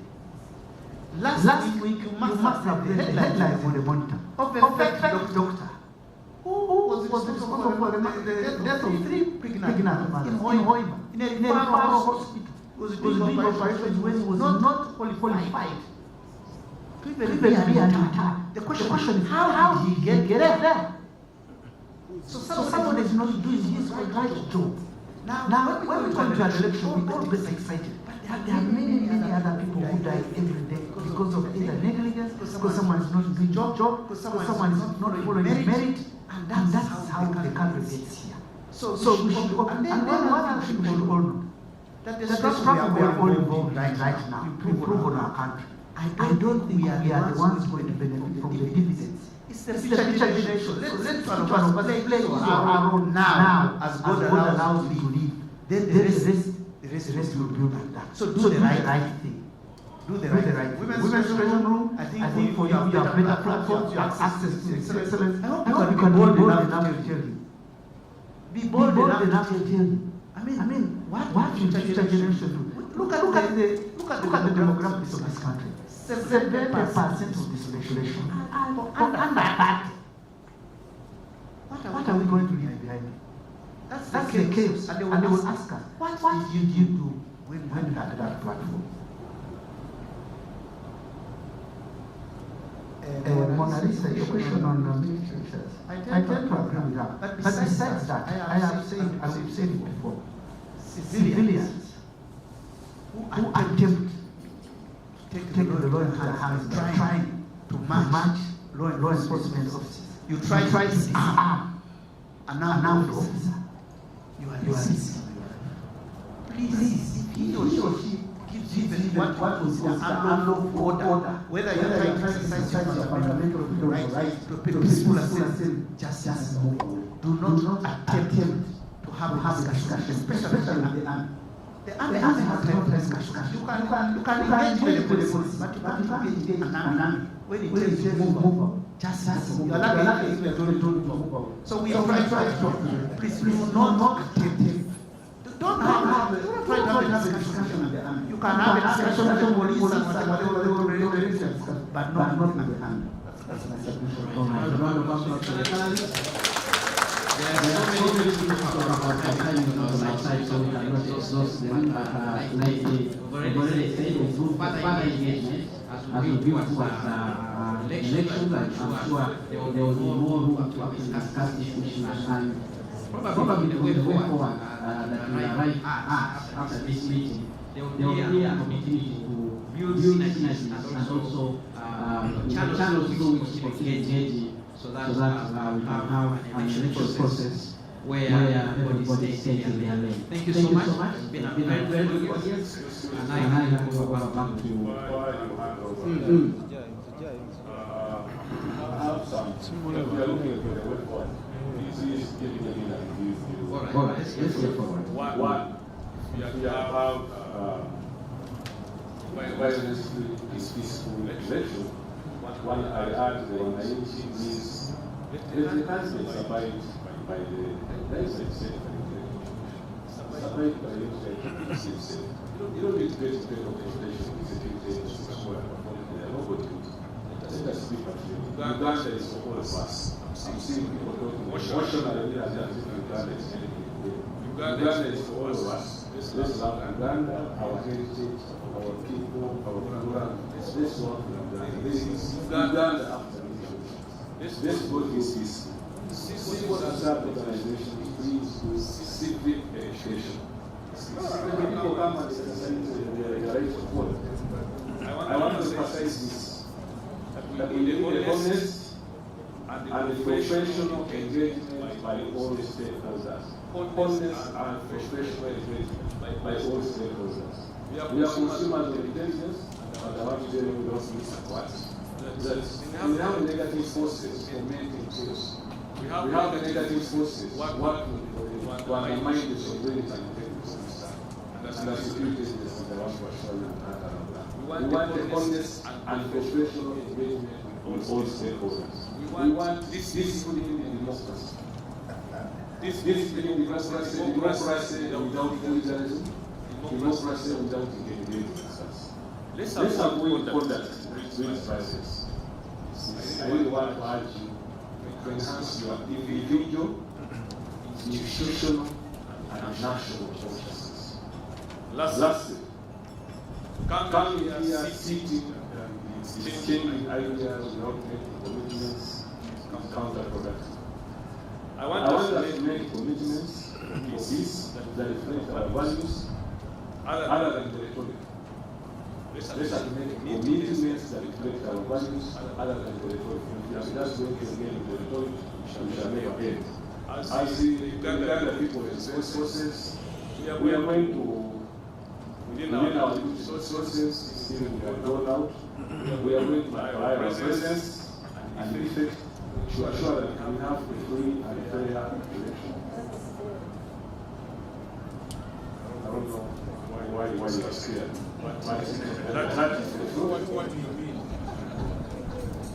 The interpretation of viewers, but the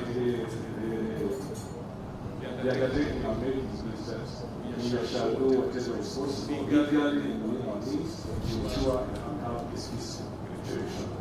The bomb, unfortunately, I'm going to make a comment for the general right, but I think that is also now, for me, it is positive. Because we have intelligence and counter intelligence. It means we are able to find forces within ourselves. Ladies and gentlemen, UPDF does not have factory which manufactures soldiers. The Constitution says you constitute some citizens of good and character. You get them from you, give us people of that. So if we have bad apples, don't blame us, they come from you. But I have one to produce that is the product of good intelligence and should be assessed. Thank you so much.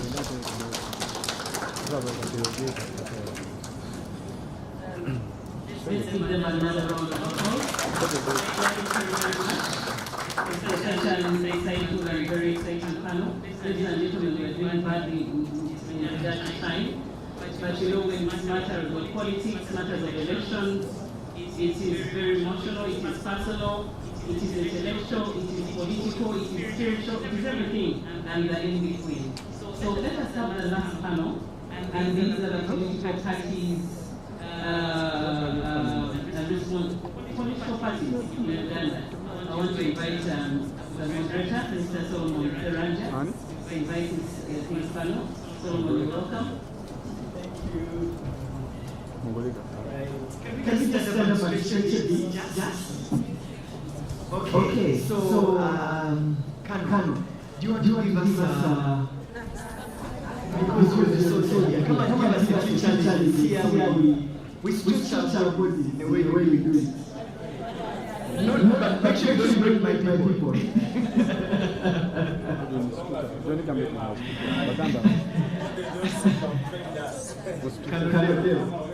Okay, let's follow what they can do and stretch up.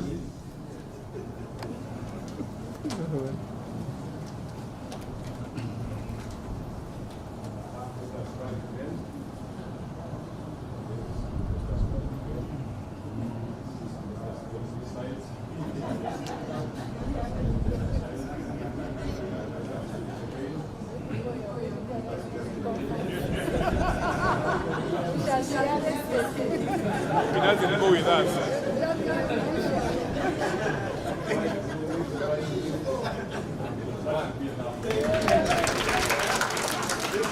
Thank you very much. Also, there's a coffee behind there, so if you want to just get a chance, just go to the back and make yourself comfortable. There's also coffee there. But welcome to the last part. I don't know how you this energy after lunch people slow down, listen from community, 2 hours, and then you have to go back and kids from school, and you have another committee. So basically, I have 10 minutes to do this panel, and this is you. So my name is Solomon. I lead the team of the African Institute for Investigative Journalism. I'm a journalist, a good practitioner for the last 16 years of my life. So my panel today is going to use directly political parties as well as political players as we get into the election. So let's quickly invite my panelists this evening. I'm privileged to be joined by the Honorable Christine Ndiwa from the Democratic Party. Please come and just sit. TP. You're welcome, ma'am.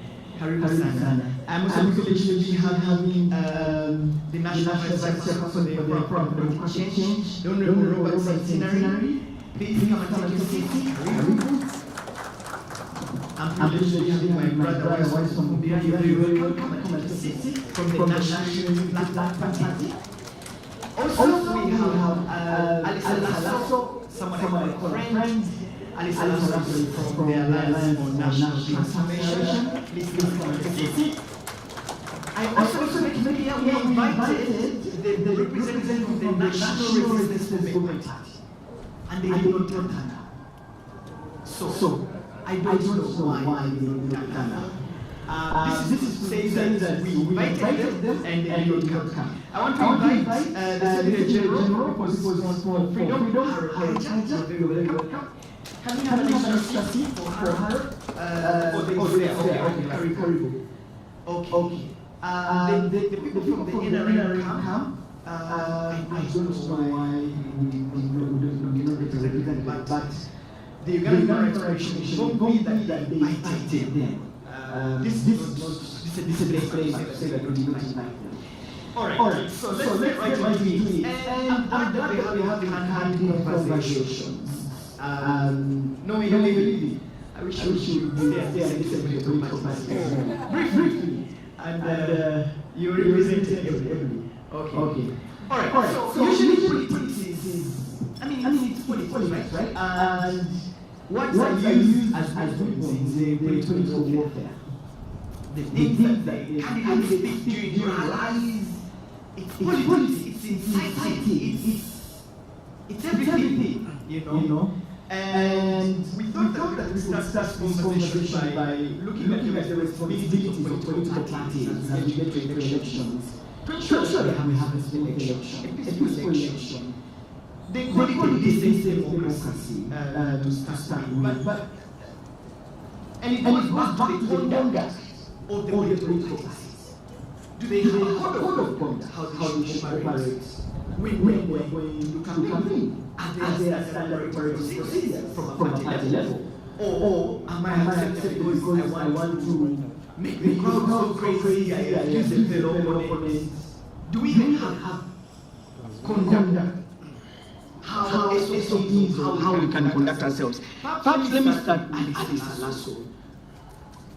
Politics begin at the party level.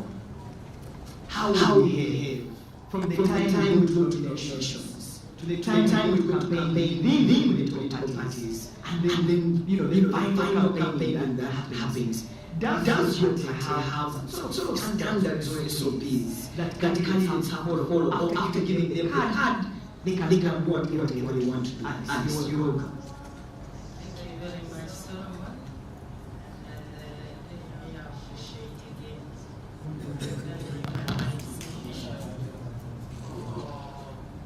for putting together this opportunity for us to dialogue.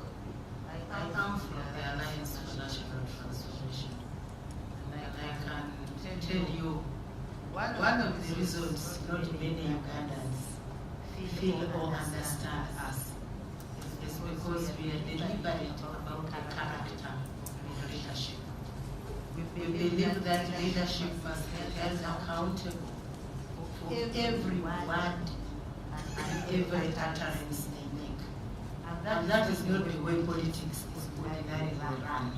So by being deliberate, we believe that our leaders will not find themselves doing what is unacceptable, for instance, instigating hate or something in public. That's one. Two, we also have a party code of conduct, which we enacted in a very exhaustive way. So everybody knows what binds them. We are a values-driven party. One of the core tenets in our values is the aspect of conflict resolution. Some of the conflicts that we ordinarily get out and cause friction, we do our best to manage them internally. But Solomon, let me also say that from the political party We are committed, and I believe most of my colleagues are. We have signed these peace pacts. Every election cycle, we commit to peaceful processes. But let's be honest, we are victims most of the time.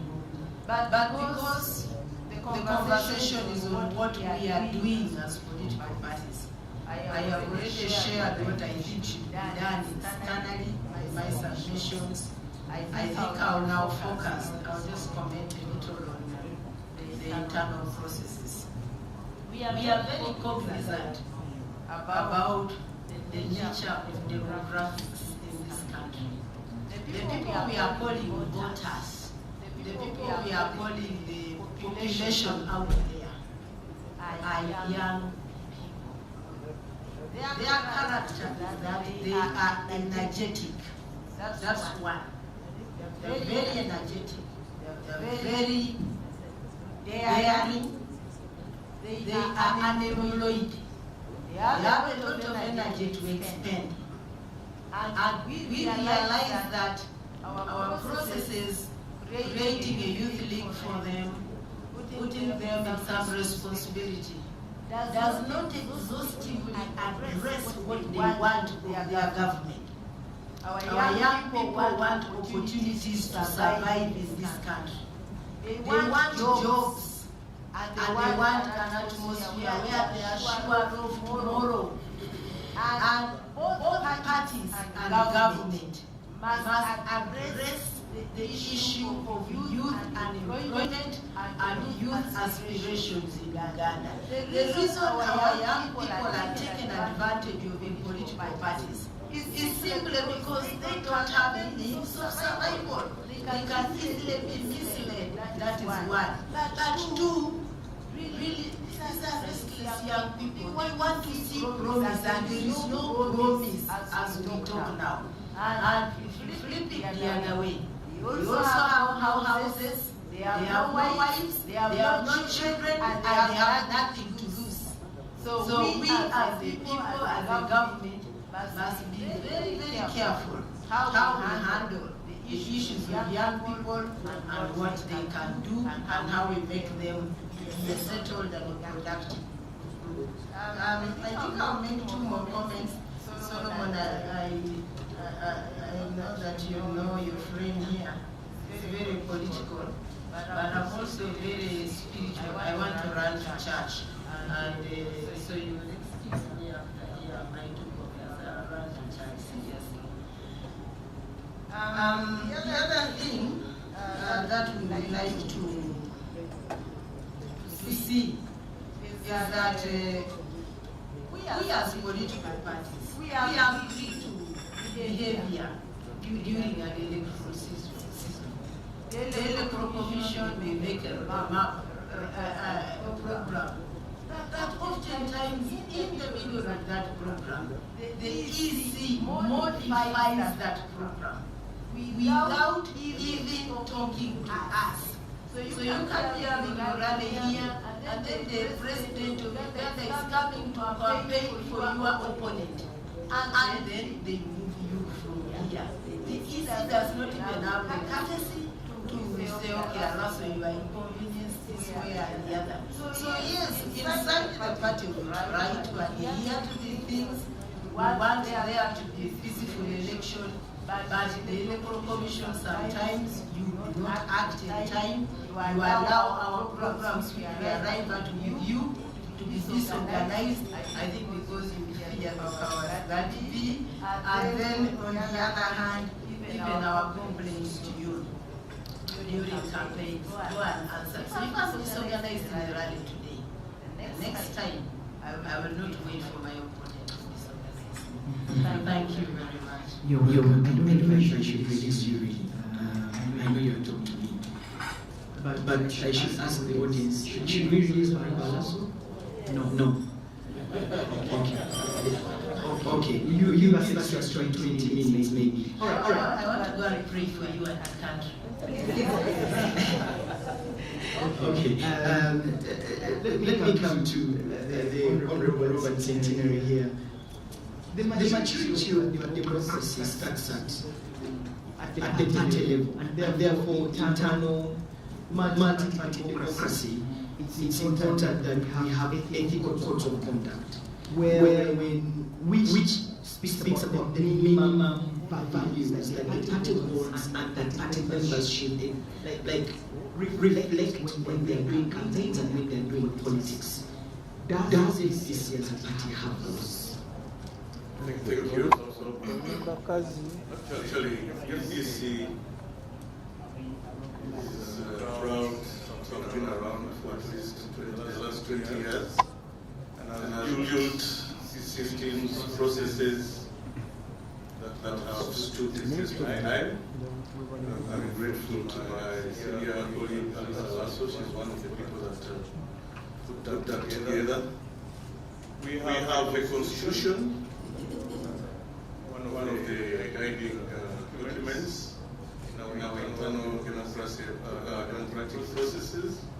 But we also have an electoral bodies, the electoral body that issues guidelines every electoral season. We have the chieftains of the electoral commission who superintends over the election season. That is Mr. Dr. But other people who have held that portfolio before. And before any election process, we have electoral supervisors that are trained, identified from different branches. They are trained, and they also go back to impart knowledge, and they superintend over the election process right away from the grassroots up to the top. So yes, we have. All right. And do you follow them in terms of if you realize the politician is breaking those codes, are they brought to account? Yeah. At the moment, in the last 20 years, I've not seen a situation where those guidelines have been broken. This is clean. Okay, interesting. Okay. Honorable President, I will take your word that the FCC and its political players have not broken any code of conduct and you brought any to account. During the process, somebody might participate in a primary election and they decide to contest as independent. That is another thing, but at least during the process, they have participated all the way. And then what happens after, instead of utilizing the election tribunals, they decided to part ways. That's a different story altogether. Okay. I know the only Lasso was looking at you with the left eye. But thank you. Let me speak to Christine. Yes, Christine, from the Democratic Party. The conduct of the Democratic Party. The young Democrats and manner in which you are about politics. I'm really focusing on internal political parties here before we can come to the National Assembly.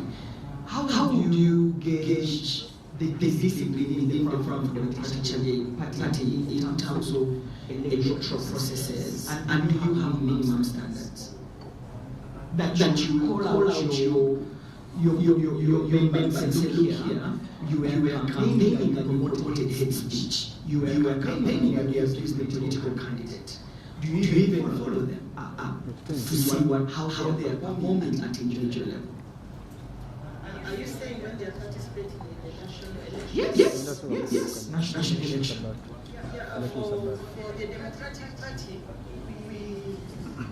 most of the time, I think because of the culture within the party, I think we have been able to have the kind of leaders that are disciplined as they participate.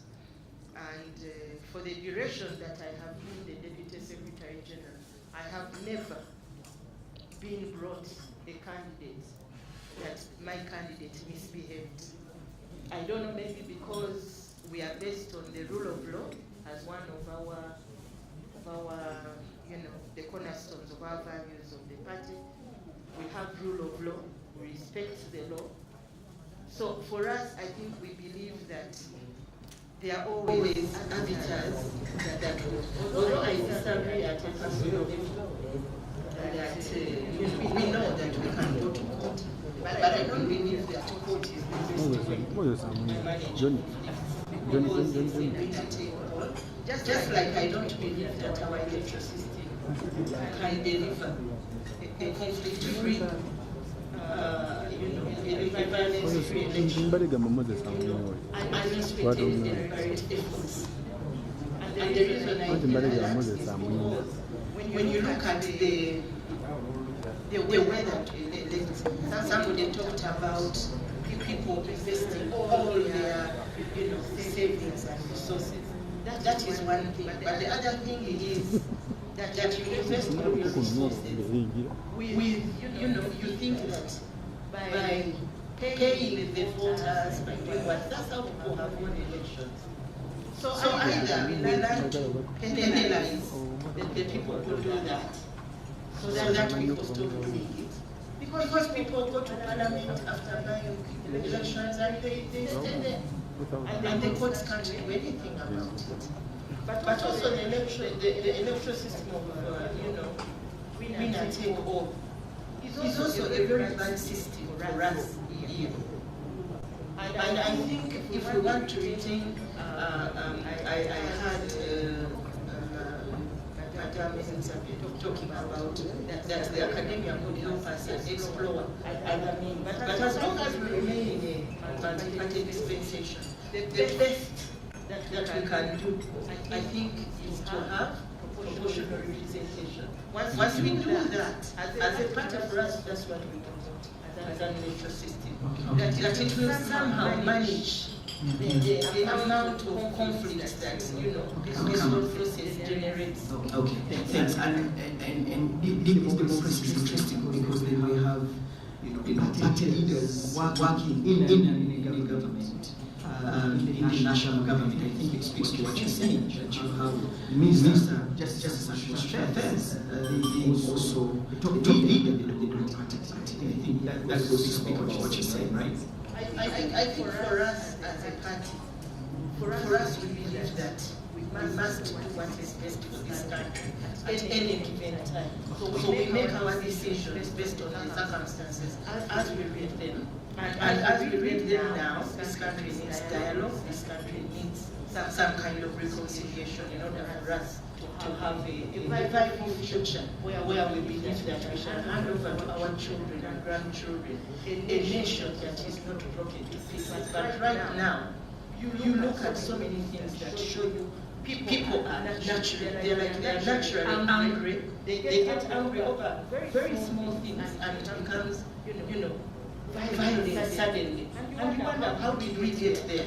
So we've been getting there as a country in very many interesting ways, of course, which we may not have the time to go into. But you will know that where we are now, we need to recognize that as Ugandans. Okay, thanks, Chris. This is just interesting. Mr. let me come to you. The National Unity of Africa, a very strict political party, young political party, the biggest opposition political party in Uganda, build the National Unity platform as a party that is going to push for a disciplined democracy. Do you have the bare minimum of how your politicians should behave? Inside the political party, outside the political party, where the rallies, the words they use, how they train themselves. Do you have the minimum of managing your members before as you shape our democracy? Let me come to you, Mr. Mine I didn't have a short one of the greatest aspects of we know you. civil society is discipline. Obuzibu bwefunye wali bwemukuba direct shot omusana mungi emabega naye watotya sayidi want to be inclusive must provoke behavior and the behavior of the national media platform, given the times of the dictatorship, if you are not disciplined, will not be existent. I can tell you that our magnanimity and that core value is discipline and mass party has given us the privilege to breathe and live because we understand what we are against. Being a young political party with leaders like us and then being characterized as a militia is not something that go away with very easily. But to see it that even this country has not been plunged into chaos is something that must be respected by the leadership of the National Unity Platform, because we have been assertive to how we have behaved despite what has provoked against us. You know very well that we are being manned by the police, by the military, claims of us even being trained, yet we are not. I have never been to a military school. I don't intend to. But we are treated that way. So it was our discipline that despite the dehumanization, the battering, the treatment, we have remained steadfast on the cause. Because if we lose our heads, what is being done to us, then we can easily tilt away from the cause. So, but we also cognitive of the freedoms of speech. And I would not be here and run away from the fact that there are lapses that happen. But we also understand our people, being the mass party. If you are dealing with a parent whose son has been abducted, you must understand their language sometimes because they run out of options. And we are very, very, very clear-headed on how we handle our victims, but also continue to ask our people to be assertive to authority where they have usurped the powers of the Constitution. And that sometimes makes us disciplined, but we are very, very disciplined people, and we look forward to reflecting the discipline that we talk about, that we are into the national profile, what Uganda is, especially during these very, very challenging times. On prevailing of our people, I think we are one of that, if we are not fast, but we have been brave to stand against this discipline in our party. You know that the whole deputy president is no longer with us because of corruption. And that must speak to who we are. We did not take this our words.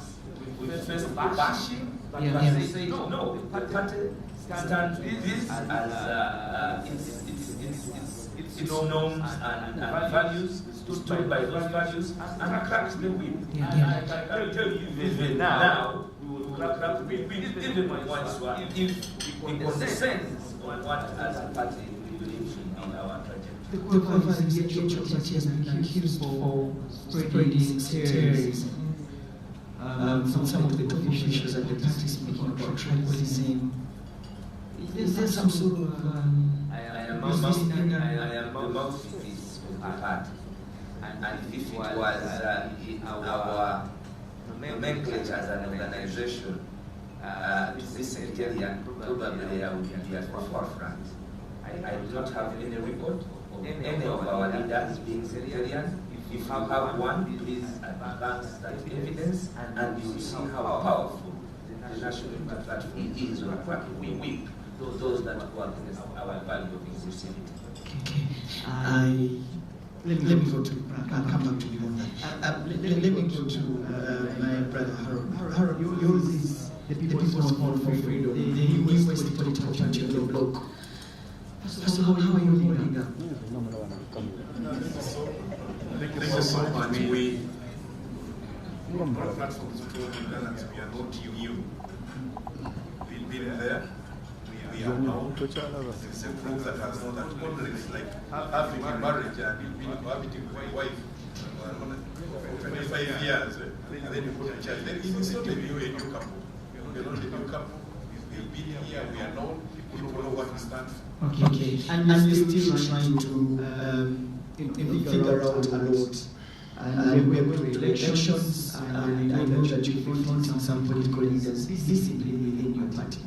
Are you working out internal mechanism? I know you're trying to find your footing. I mean, something yes, now just you've been cohabiting, now you're married. And that's the rule of marriage is different. So you have to sort of adjust internally. Thank you, Solomon. The issue of discipline. On the 8th of July, we're going to have a national convention of the People's Front for Freedom. We've had a process of about more than 2 years discussing the kind of party we want to have. And deliberate who we recruit, how we train, and how we deploy. But you see, we must be conscious about the kind of situation we're operating, as I say. We're operating in a very fragile situation. You invite a party on the NRM, and they don't even descend, and in time to come and sit on this panel. And you think it is okay. Because they feel what we are discussing here is not serious business to them. So you are dealing with people that today mobilizing resources in this country for political mobilization is hard. Getting them abroad, there is a limit of about 400 million that you must get. So if you have filmed about 400 candidates and run the numbers, think hard. So you need to ask us that how do you control individuals that the least the party can give them this nomination fee? Run a campaign that requires one to become a member of parliament. This will be 200 million to the billions I had here. So you find you are actually masquerading as a person calling like that person, then you're not. We've been preparing with that. With the issue of discipline, there is a way we formed this party. You see it's a very different party, even on how we name our offices, how we did the goals. The way the 20 years of our struggle had been solved by some of our colleagues in a way that anybody can cry for this country. So we say, how will we stop any other person to be trained as though we are being trained? So even put up a team of eminent persons who will be supervising and even vetoing what we call the executive is doing. So by saying that you're trying to grip on many things, but we try, keep trying. But as I told you, when you are dealing with a fragile kind of society that this country is, like we have a forest of one-party democracy. A political party is not even allowed to go and have a meeting outside Kampala to speak to people, to recruit, and even train. Because today, if you just went up in any political party and pick a member and ask them what is your ideology, what are your values? Why are you that political party? You find that people are in different political parties because the other day I saw a young man I talked. Can't say that, no, my teacher told me where. When I saw here, I came. So he came because he believes I'm a good person. Has he provided the kind of people I'm working with? So that kind of process is what we talk about the transition. It's what we talk about. Building institutions, including political parties. So because like, why do we political parties? There is no political party in this world that has a million membership. Now, the Conservative Party in the UK has 270,000 members, but it gets votes for about 40 million. But here, where my family is a member. Member? Do you know what they call a member? How do you subscribe? So, and when we find they profess to be party members, whatever they do, they say, a member of PFF was found urinating on the road. A member of the PFF and those are the people, and they go to your members. Tomorrow they will pick you up and say, we found a rebel group connected to you. When actually somebody just came and picked your card at 5K and became a member. It's not a card that makes a person a member. We must work like Rotary. You first come as a visitor. You can even be a visitor for 3 years. And the training, when they find you that you are worth to become a member of that Rotary club, that is when they come and say, yes, Solomon Serwanja is now a member, but actually, because we wanted for money which we don't have, you sell cards and say, guys, these are members. So you say, I have a minute, I hear NRM has 20 million, you find a person, they don't know where NRM is coming from, where it is, where it's going, but they are NRM because they are given, actually they don't even pay for it. They're given a card, a t-shirt, and then they sing, that's it. So it's what? It's a I hear you. And this is why this conversation is important, because it starts there. It starts within the political parties. Just 2 weeks to the election, someone comes and says, I'm a member of the National Unity Platform. And because they are members, you give them a card. They have not understood the party ideology. They have not been anchored in the values that the party stands for. And before you know it, they are out there doing whatever they want to do, and you can't hold them accountable.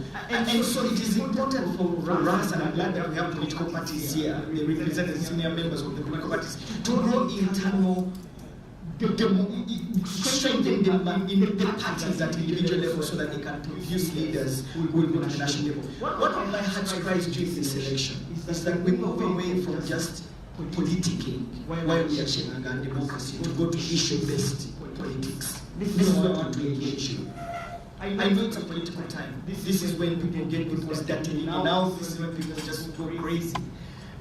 Honorable Lasso, is it possible that we can start that journey growing our democracy on issues rather than politicking, rather than abusing opponents, rather than name-shaming them, but presenting our core manifestos so that our electorate votes us according to what we have presented to them, rather than just politicking?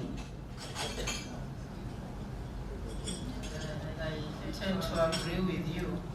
The danger with name shaming, the danger with mudslinging is that then it exacerbates the divide. And if it is us in the opposition, then we don't build synergies. The other danger which you've seen all through this day is that it signals, it portends serious trouble, because somebody will be trying to find answer back, and then we all lose focus.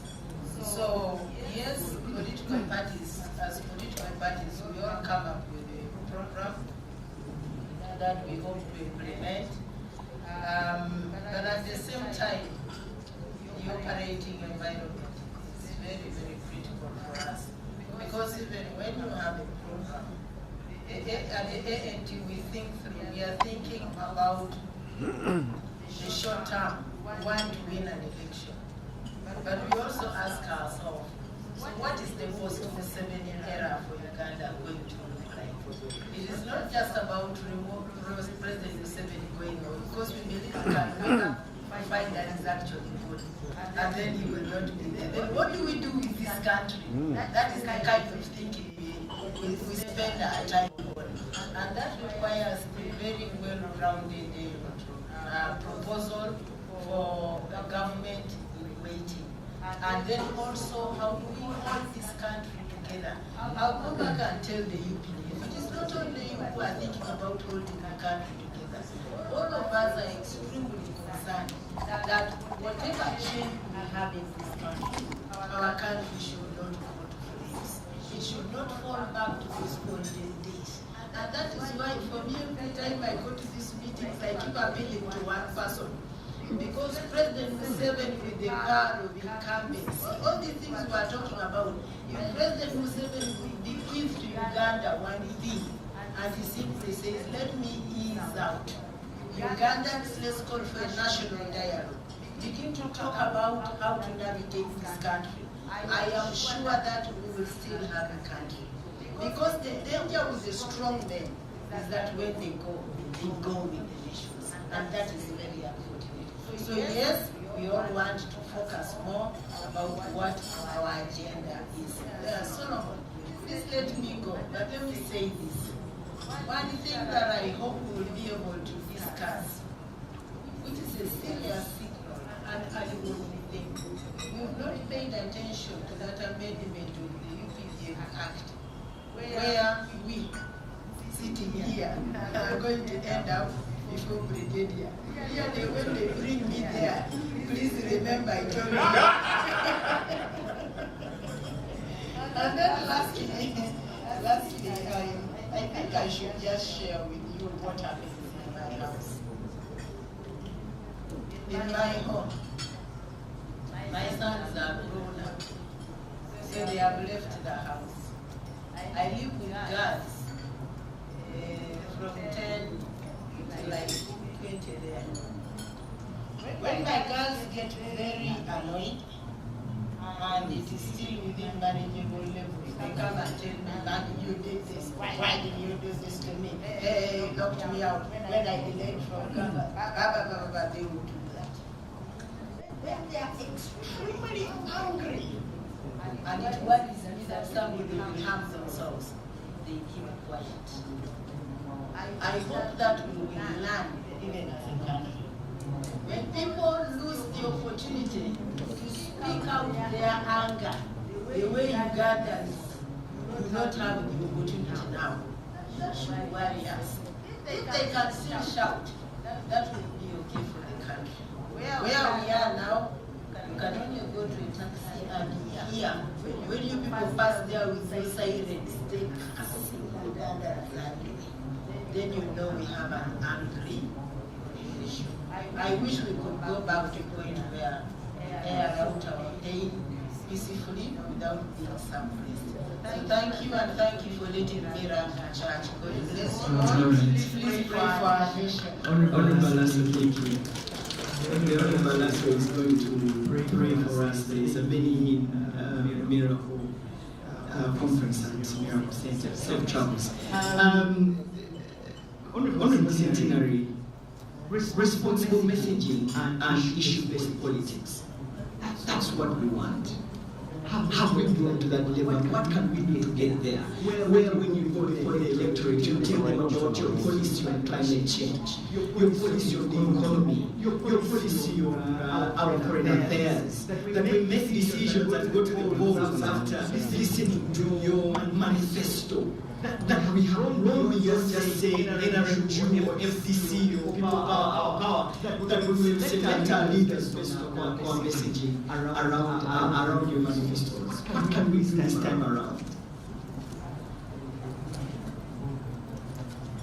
The unfortunate bit is that situations keep evolving.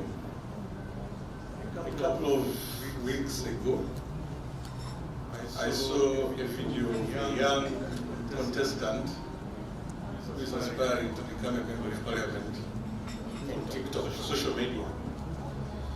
And the video was not a good one, morally. When I was listening and reading the comments, people were saying this one has gone to parliament because the people she represents, that is the kind of content that interests them. And I got worried.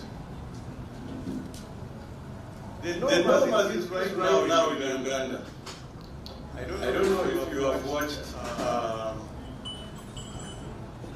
drinking competition where they give people alcohol, and the one who drinks the most takes the trophy. There will be people cheering. What the others are doing and getting drunk. When I was watching the deliberations here, I realized that as a country, we still have a lot to do. The sentiments from some of our colleagues in this room, I could feel that they have the pain being fired questions But again, by virtue of the portfolios they hold, it was difficult for them to speak to their heart. I want to tell you that it doesn't matter what portfolio you're holding.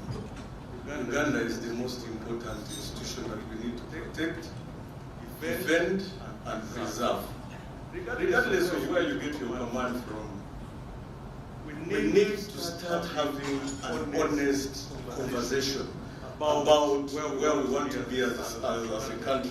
Yes, some of us are getting the edge. The judge talked about our grandchildren. He's worried. Where am I going? Is this where I'm going to leave my grandchildren? And who is going to be responsible to shape this country into the nation that is desirable to all of us? Ourselves, we still have some little time to be around, and our children and our children's children. If we think we can live a life where we have to protect and defend the interests of the powerful individuals that we serve, then we are selling out our country. Why are we here? Because we want to put our heads together and see if it is possible for us to shape our country into what we really desire it to be. Just last week. Because, as political parties, we have started our internal election processes. So I paid the Municipal Council some sums of money. In fact, even I paid VAT on top of what I paid to the Municipal Council to advertise on the litter bins. Apparently, that is supposed to even enhance revenue for the Municipal Council. But with impunity, one of the officers, senior police officers, instructed one of them to go and pull down my posters. Simply because the posters are on a litter bin that is on the road infrastructure of Kasese Municipal Council, but the litter bin was placed in front of the police station. Not on the premises of the police, but on the road, you know where those litter bins are normally placed, on the pedestrian walkway. That has nothing to do with the police station. And then I asked myself, these police officers are supposed to protect and serve citizens. But at 8 p.m., and I have a video right now to that effect, they are pulling down my poster, which I even paid for. Is this the kind of police that Uganda deserves? Whom are they serving? That inclination, the orientation they have as security officers, that they are supposed to only protect the regime, is a wrong mentality. By the way, I condemn it with the strongest possible terms. I am a son of a fallen soldier. And when I saw my father when I was young, he was a very disciplined officer. What has happened? My sister related talked about the 30 years. Why don't we go back to the 30 years of the desirable, when you were advertised from NRA to UPDF, we were excited that, now we have a people-centered force. But I am seeing even the president himself acknowledging that among his forces there is Kawumbi. I have heard him on several occasions calling police Kawumbi. I am not a Muganda, but I don't know what Kawumbi means. But I think it does not depict very well of the police forces. So if you have detected Kawumbi in your security forces, you are the commander-in-chief. What do you expect? How do you expect the citizens to respect them? Uganda has reached a situation where like it was not in the past. Now a citizen, even when he is not trained, will dare to disarm an officer of the police or the army because they have been pushed to the wall. They are now desperate. That's the kind of Uganda that we need. When we go to parliament, which is supposed to be the custodian of the law, They are passing laws not because they believe in those laws, but because they must satisfy and embrace a certain power out there. And by the way, in that parliament, I will tell you that whenever those controversial bills come, like the UPDF, UPDF Amendment Act, even the chairman of the area himself called people and said, why are you fighting me? Meaning that taking away the legislative vested authority from the representatives of the people and is instructing them on what direction they take. At the moment, even our legislative arm acts on directives, not of the people that send them or the people that they represent, but the party that they serve. I find this very ridiculous. Interesting. Thank you, Honorable Senator. I'll come back to you. Let me go to Christine. You know, from the answers I'm getting, I'll give you my conclusion after I'm finished. But away from rhetoric, can we focus on responsible messaging and put manifestos before people and put hate speech away, misinformation, abusing each other, and just present our manifesto? And is the public ready to listen to those things or the other underlying things that we need to sort out? Thank you very much. I hope you can accompany the same attitude of faith as Honorable said today. But it pains me too that, and this is one of the reasons I didn't return to run for political office, because I realized that our people do not. I don't know. I think it speaks to our body politic. How have we built our democracy over the years? We have a hangover of individual merit. So when people see you are flying a party flag, they should actually have two things to look at. Where does your party stand on that issue? And what is your track record as a person? But most of the people, of the voters, when you look at the last election, you know we have this phenomenon called a wave. And we have had waves. We had, we ever had a DP wave, we had an FTC wave, we had a NUPI wave. Now I don't know the next wave is going to be what.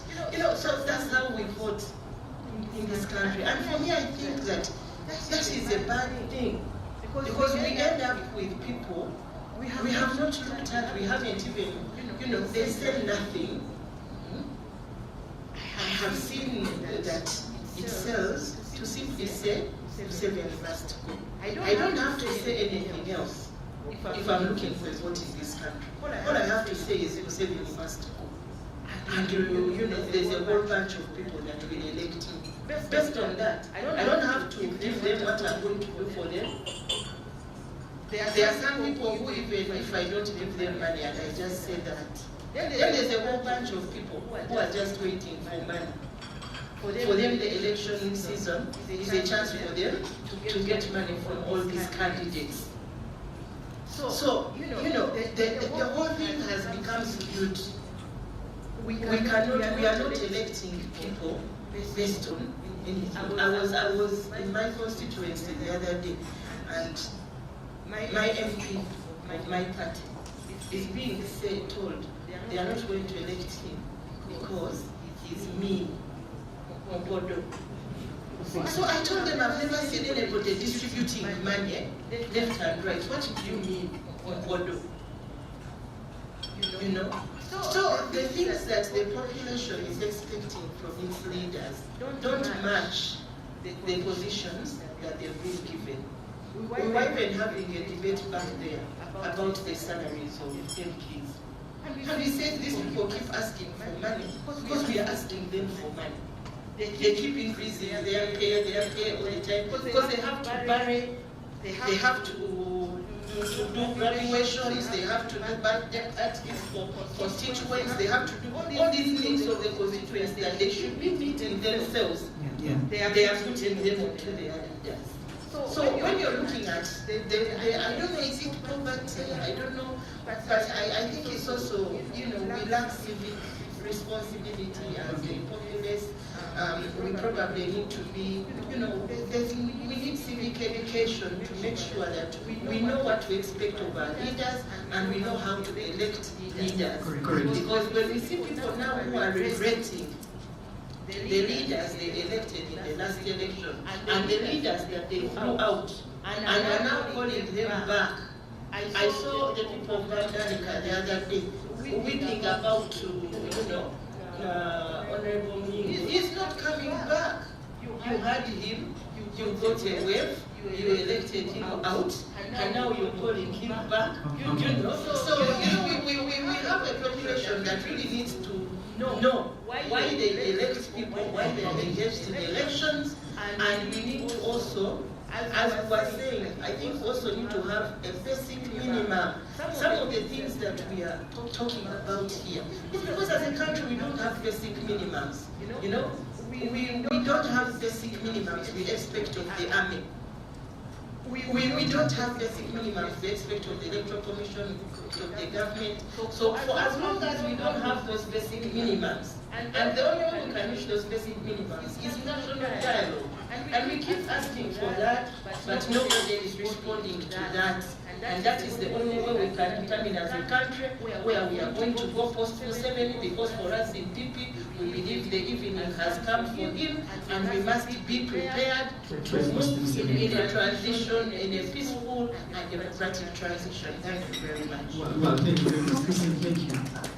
Listen, I can't agree more with you on some of the issues you've mentioned.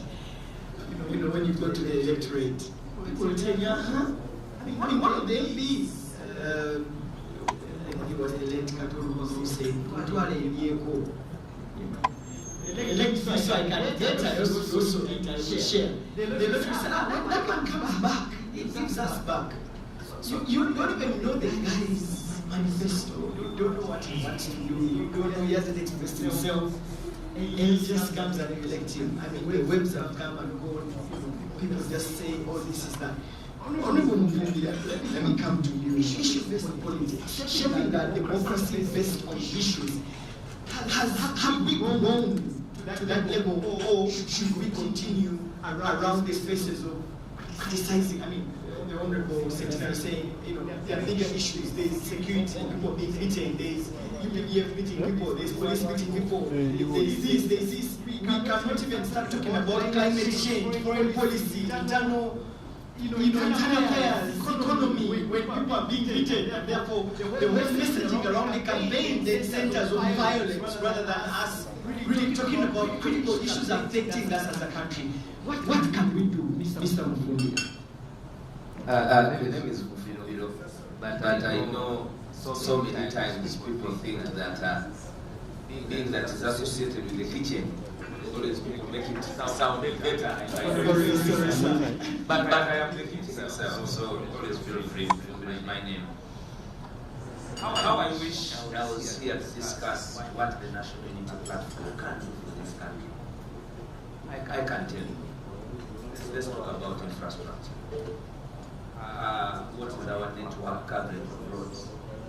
We want to improve our factors of production, and we worked on them. This government for the last 40 years has only covered 15,000 kilometers outside of the out of the 36 kilometers that should be the national grid, and the 159,366 kilometers that are unattended to as a country. If you look at the monies we lose over 10 trillion corruption. If that 20 trillion is translated into just developing our infrastructure for mobility, and I'm not talking about the sophisticated transport train system and others, I'm talking about the infrastructure that you have, networkapp.com, to enable access, work, and production. 10 trillion can actually cover more than 100 kilometers of tarmac in this country, where you will have over 80% of the road network sophisticated. It is not done. The only reason we don't have time to discuss our manifesto, like I was asked people to talk about the wave of no. None of them read the manifesto. It was online. They will only come and tell you, no, we don't have anything. And we have these documents everywhere. We told the country what we're going to do for them. But even our reading culture is a problem. And then the country is fatigued with the 70s.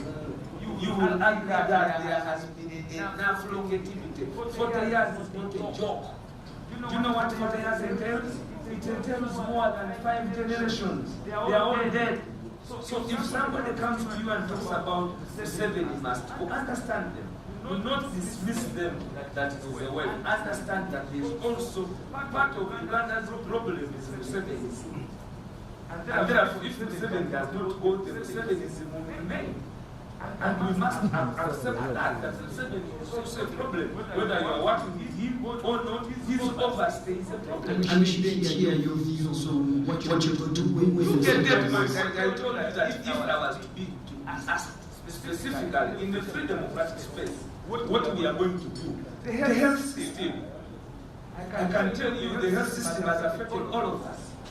My wife is suffering from cancer. I know what a cancer patient goes through. I may have the abilities as Waiswa, but I know what other people are going through. I know what must be done. You have a doctor seeing over 600 patients of cancer, and if, for example, I interacted with a lady from Arua. She came to the hospital when cancer was at stage 1. She died at the hospital before being treated. When the cancer had gone up to stage 4. Okay? So it is not circus that we have not discussed. The education system. I was in tutorial primary school. It was an IX school. It's not now been solved.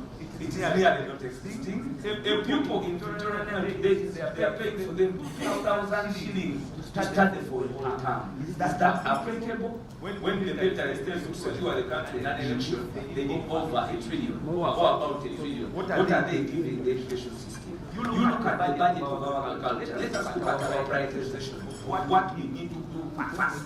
Look at our national debt. We can discuss all these things. Actually, these are the simplest things to discuss. But we have the biggest elephant in the room. That is the Museveniism. That has eaten up all the institutions of our country. I can tell you the judiciary is gone. I am the son of the judiciary. But I can tell you that I feel pain that we no longer have a judiciary. It's dysfunction, whether you want it or not.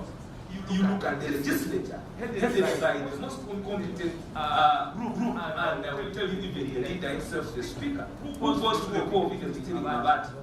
Now, if you want us to discuss issues, we can. But the fatigue and longevity of this regime has reduced this country to people discussing those who have energy to face the truth to the system. The blackmail of lies moving through more than the truth is what we are fighting against at the back. So the issue why this country has deteriorated from having able leaders who can discuss sense, who can discuss the better trajectory of this country, is as a result of the longevity of the system that provides deceit, blackmail, torture, among others, at the forefront of having them live long. Now, as an effect, it kills these other parties also. You know, General Museveni at one time in Soga, he made the statement that whether you bring somebody, even later and even if you bring one going to sleep, you bring for as long as you touch them and tell them they are now 40 and they put up their hands. That is over 15 years ago. So if you had the head of the state thinking in his wisdom that is the pedigree of leadership, those who are going to sleep as long as they are ready to be woken. That is why you have people like General Moses Sali available as a candidate in the NRM party being celebrated. But when another constitution says a person who is either near to being Senate is not supposed to be in leadership, but we fear to attack these issues because they are going to condemn you that you do not have the factual abilities to tell people where you are taking them as a country. Every breakfast we are even stating that the 10-point program of the NRA was not a bad program. It has only been hijacked by somebody having a mindset of dying in power. And dying in power, giving Ugandans the Senate presidency is what we want to fight against. Once it is away, Ugandans will have an opportunity to discuss the revolutionary democratic principles of issues, but even if I discuss what I want the military to look like, the military is going to find young people. You know, now where I like this space, if you tell them that you as the military, you don't have good accommodation, because the people in power have never thought that soldiers are human beings, they need to sleep well. We know, for example, as you conclude.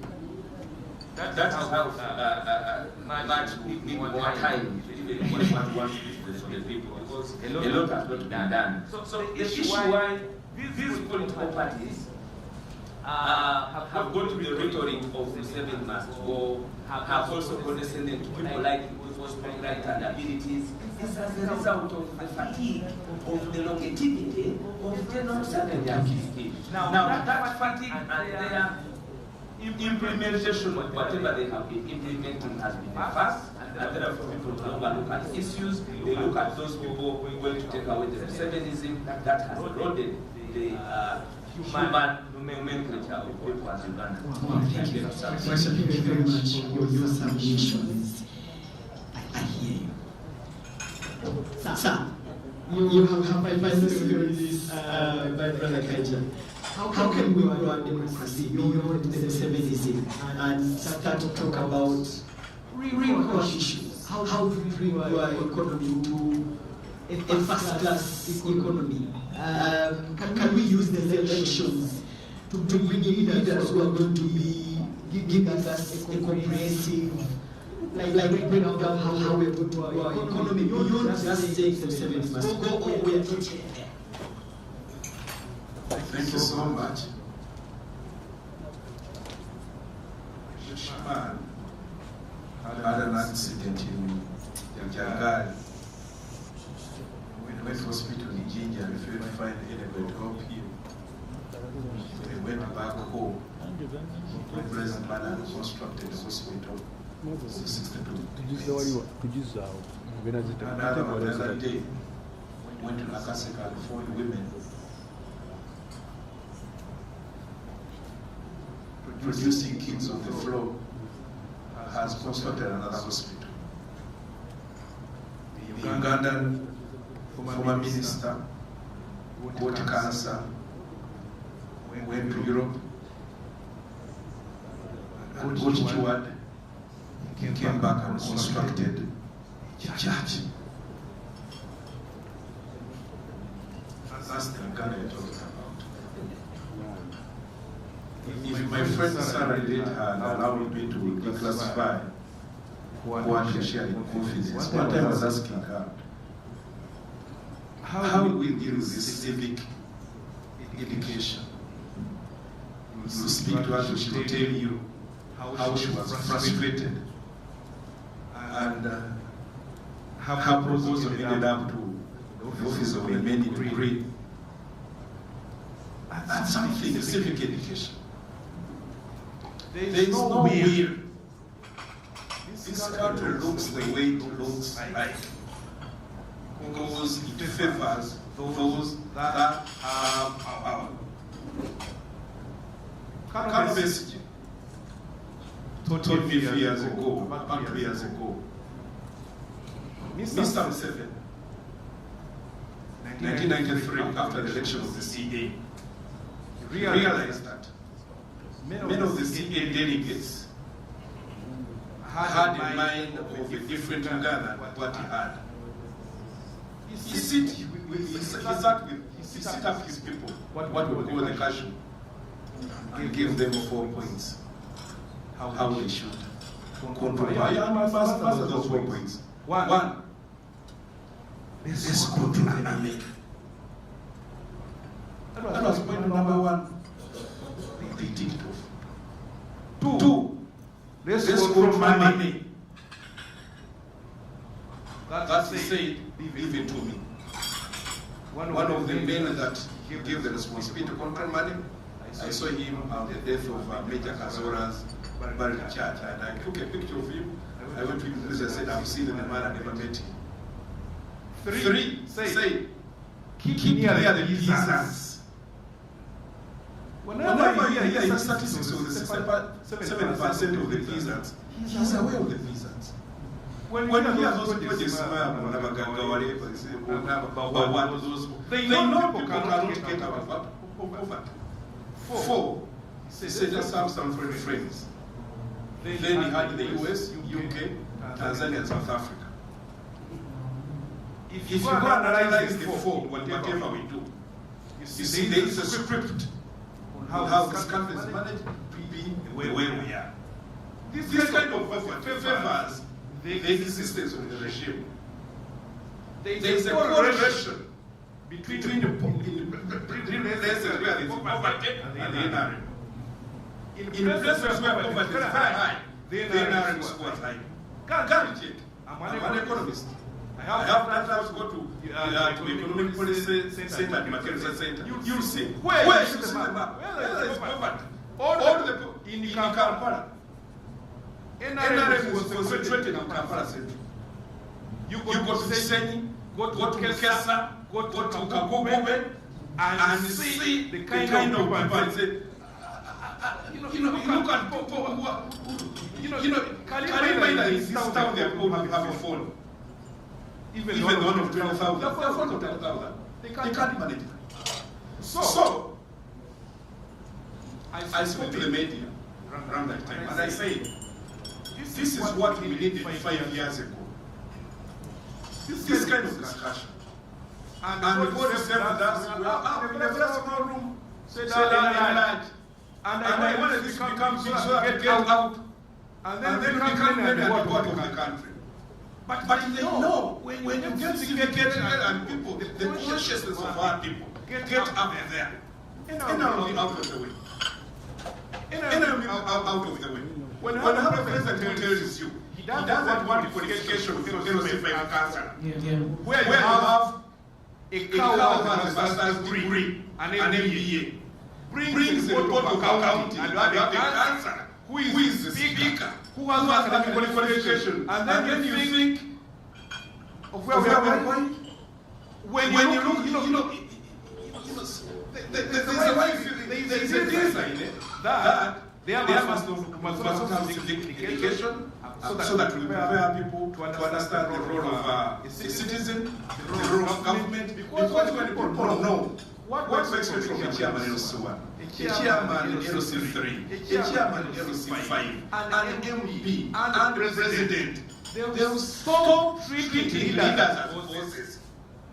They call them to account. The left, we are praying for another copy of the diversity. They say, before the revolution, when leaders were going to their constituencies, they went with the pickups that people wanted, pay for their registration fee, they bought their suits and like. When the revolution came, it is the leader that goes with money.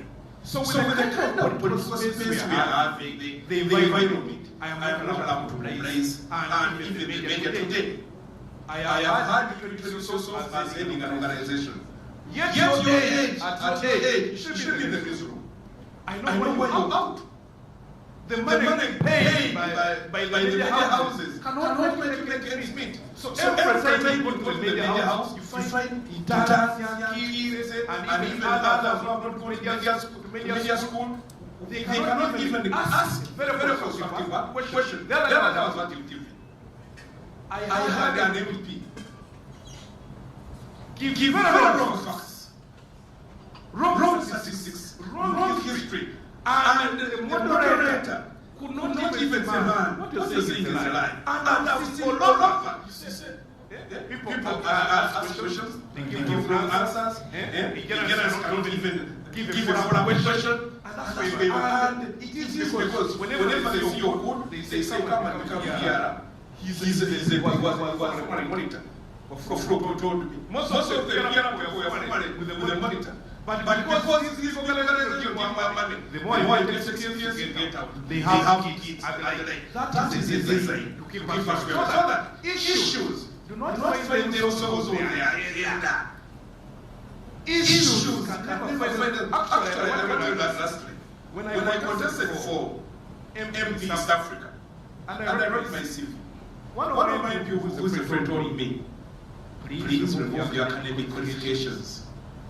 Many of them please don't have them. That will really cause you problems. Just say you have senior 6, and that is enough. I say, what forward? Where are we? I need to show my academic qualifications. I don't talk about it. So now you see, if someone is going to contest, you have to get Ododi, the band, have money, buy Iraqi, have fun, recruit parties, and feed the people, and they give you votes. So, as my brother said, yes, it is until we decide. The time is now. I know biblically, even the Muslims tell us, 40 years has something to that it means. If Mr. Museveni would only give us a present to the people of Ghana, we will forgive you for whatever he has done to us. And say, you know, guys, give me about 2 years. As I pass, because I don't know, so he passes, takes them home, and he gives us with our country. It is after him. After him, we shall discuss issues. Thank you. Thank you. Howard, can we give a round of applause? My previous participant, so I will ask you, okay, I'll give you two people, right? Because it's already 6 o'clock. So I'll just give 2 people to give me 2 views.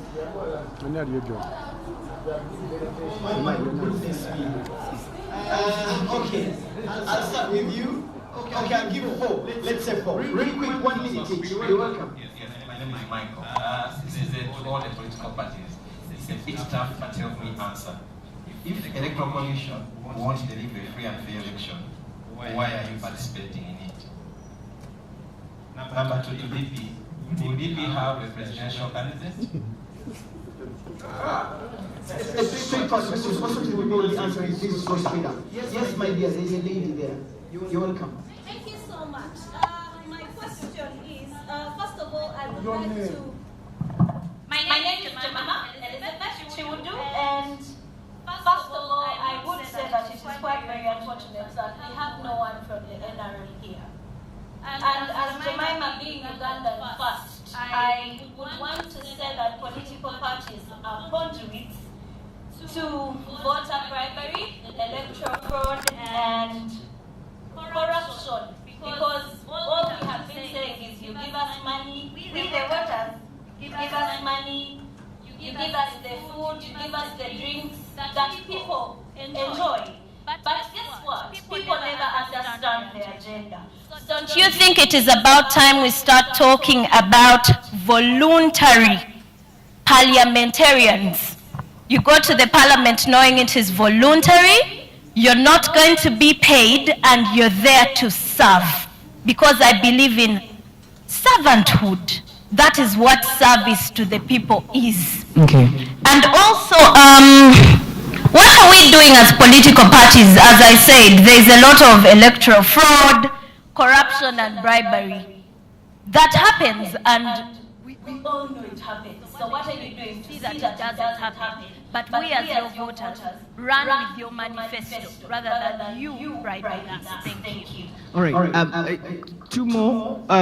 You already have the mic. Okay, you're welcome, sir. Thank you very much. My name is Julius Mutunguzi. I am the spokesperson of the Electoral Commission. Political parties are one of our most critical stakeholders in the electoral process.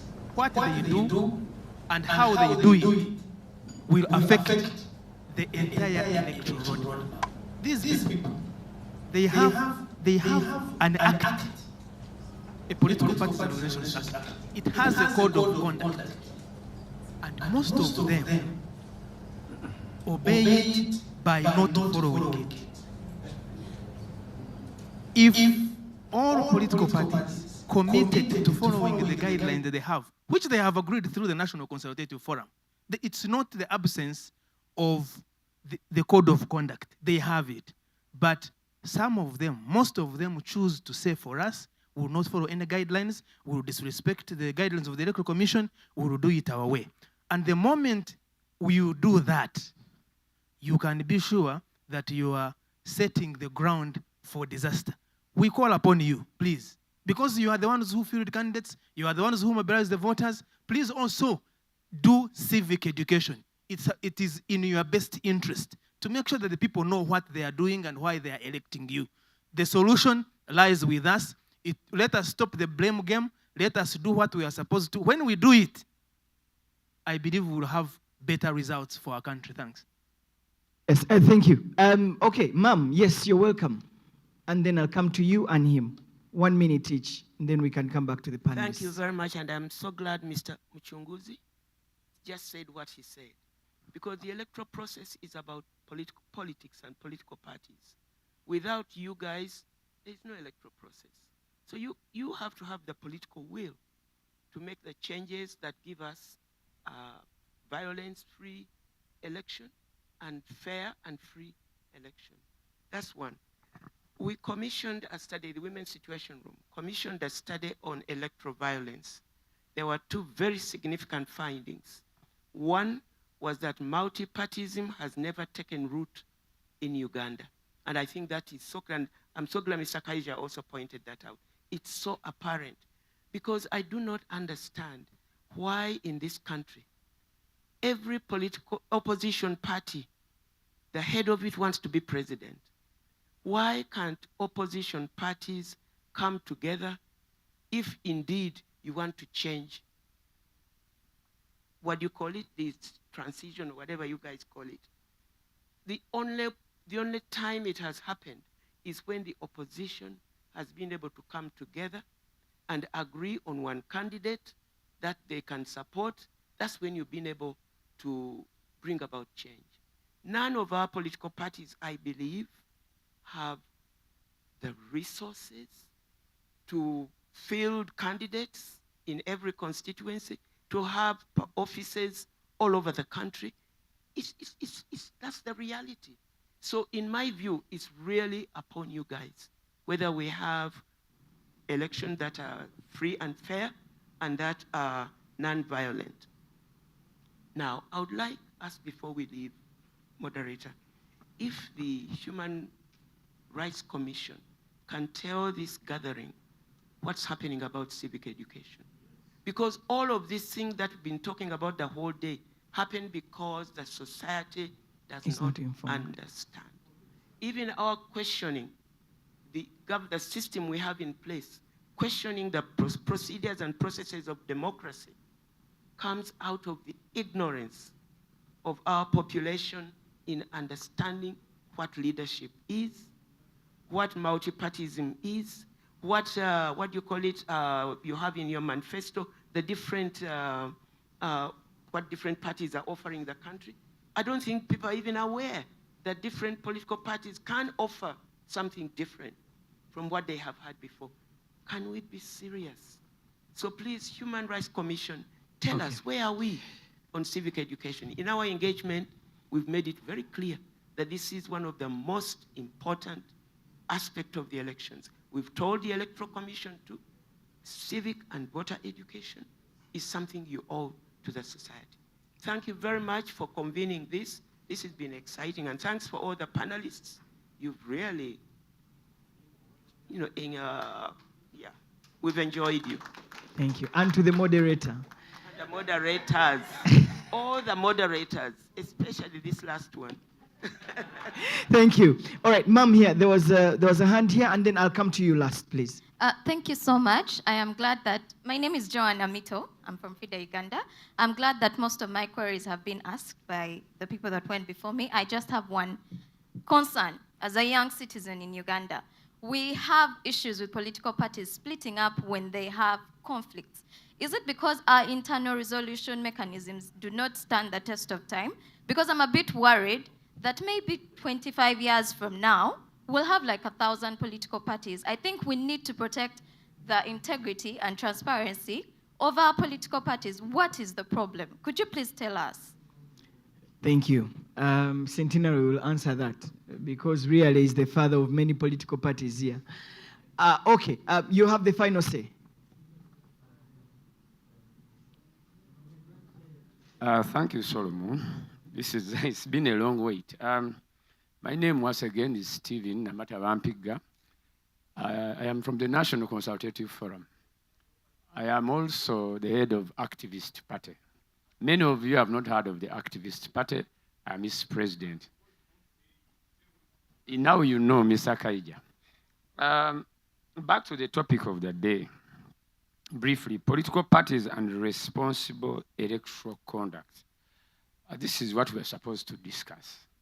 And political parties are basically formed around ideologies. And ideologies are a set of ideas that bring together a particular group of people in hope that they can steer a particular cause forward. And in this case, political parties are formed around ideologies.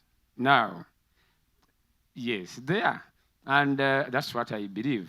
And these political parties, in the process of getting new members, they have to kind of come up with rules and regulations they follow that bring harmony into their existence, what we call political party codes of conduct.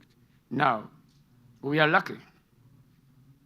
The President of Uganda assented to the political parties and organizations' code of conduct. It is in place. Okay. And the National Consultative Forum is enforcing the code of conduct for political parties. Okay. However, it does not take away the responsibility of individual political parties to have internal party political parties, political code of conduct. Right. And that way is the only way political parties can manage the behaviors of their candidates. All right. Then, lastly, I want members here to know that the National Consultative Forum has already enrolled programs to popularize the code of conduct all over the country. We started from Bale, we went to Mbalala, next we're going to Masaka. And we shall also be visiting all political parties in the country. Madam Judy here and our organization have empowered the National Consultative Forum and encouraged each political party that is in existence. By the way, we only have now 27 political parties. Some countries have got so many, over 100. Uganda, we still have very few. We shouldn't get worried. All right, thank you so much, Solomon. All right, thank you very much. Time has gone. I know Mufumira wants to run. I'll give each of you 1 minute each. 1 minute. And now the panelists are all leaving. Please, 1 minute each, and then we're getting out of this place. Harold, please start. Just 1 minute. Just don't take over 1 minute. Yeah, as you conclude. Thank you so much. Somebody asked the question that if the East organizes a fraud election, why do we participate? But you see,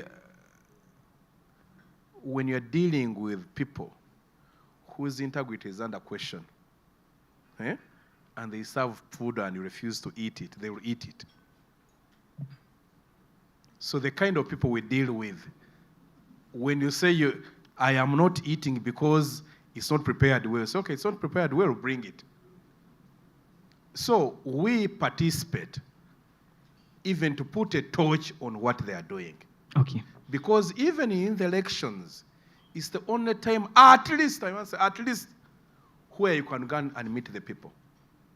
Now you will see Mr. Museveni is moving around the country, hiding in what he calls PDM.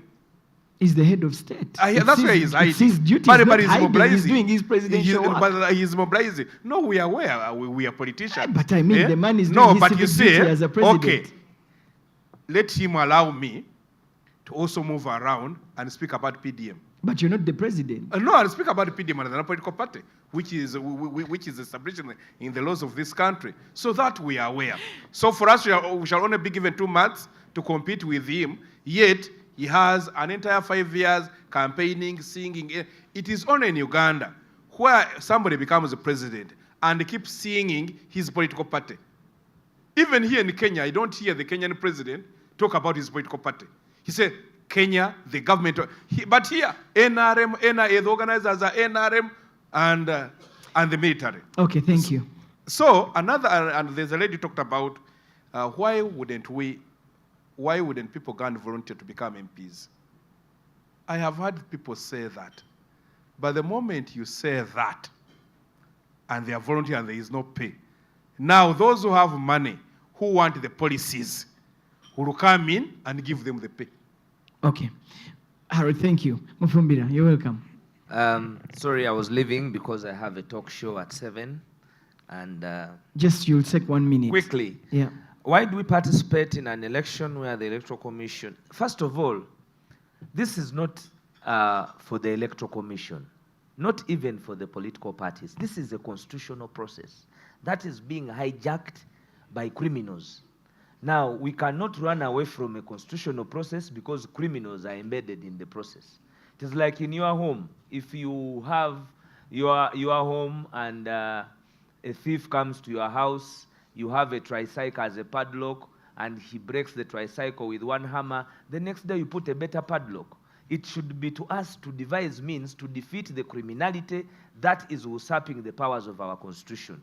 So our participation in these elections is to fulfill the constitutional obligation of every 5 years having elections. If we run away from that narrative, you're telling us to take guns. Okay. And we know that guns cannot bring change because we have tested them, they have failed.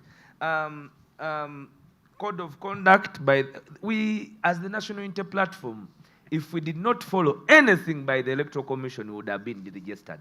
And I mean it. We are a party that our registration led to the going of over 3 people in the Electoral Commission. So we are very disciplined, and we know why we are disciplined, because we want to exist as we bring a new Uganda to our nation. The very other fundamental change is, why don't opposition parties come together? My mother, we would have loved to work across the board, but we have vultures. We have those who believe they should work with the system within the opposition.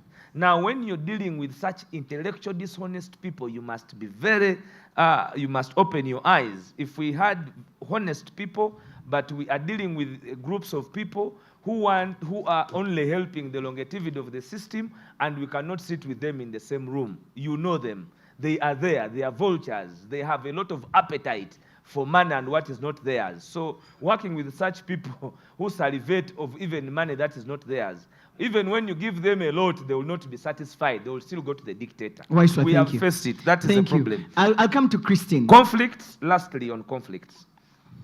Conflicts and conflict resolution should be the easiest thing in all sane organizations and institutions.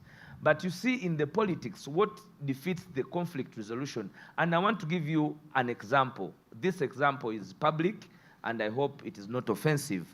When we had the conflict with our deputy president, former deputy president, expunged deputy president, we tried to finish it in-house. And we had several meetings, including one where, personally, I was tasked by the leadership to produce evidence. And when I did not have the evidence at the time, the party leadership tasked, now this is something I've not said, the party leadership tasked me to reconcile with the Honorable Mpuga and actually apologize to him. And we held a function of reconciliation. But we knew the facts were clear before they come out. When the facts came out, still the party went into internal conflict resolution. We agreed in a meeting as elders, as leaders.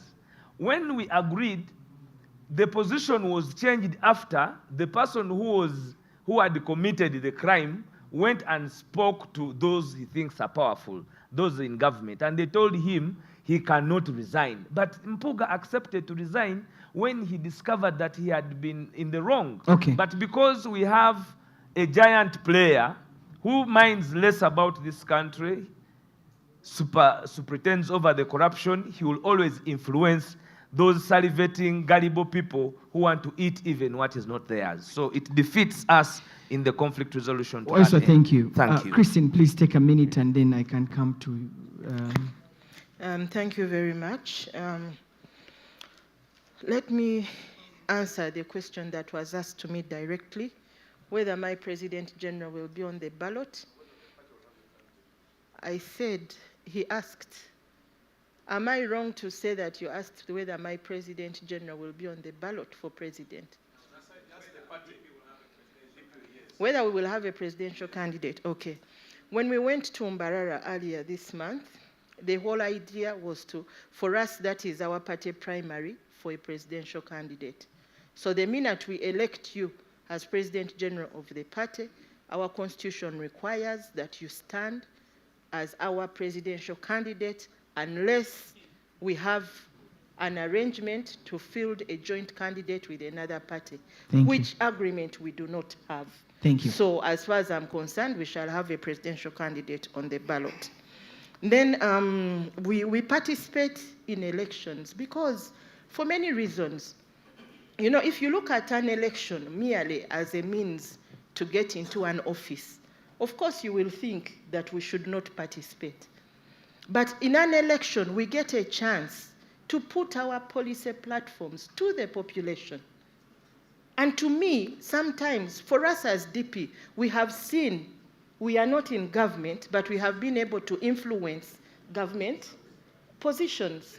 For instance, the UPE policy came from DP.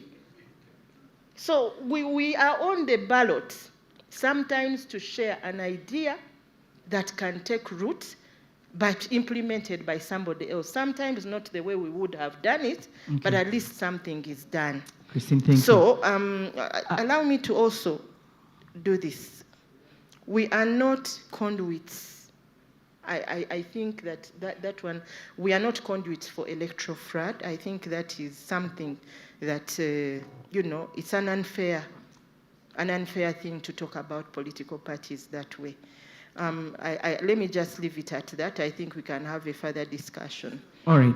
And then parties cannot do, if the Human Rights Commission, a government agency with a budget, does not have the money to do civic education, do not expect that of political parties. Okay. We can do it, but when you go to look for election, to look for votes, you can try and teach at the same time, but your chances of getting getting voted in will not be, you know, very high. Christine, then I'll why stop do you we? there. Allow me Please. to say this one in response to why don't we come together? I think you can see even the discussion that is happening across this panel.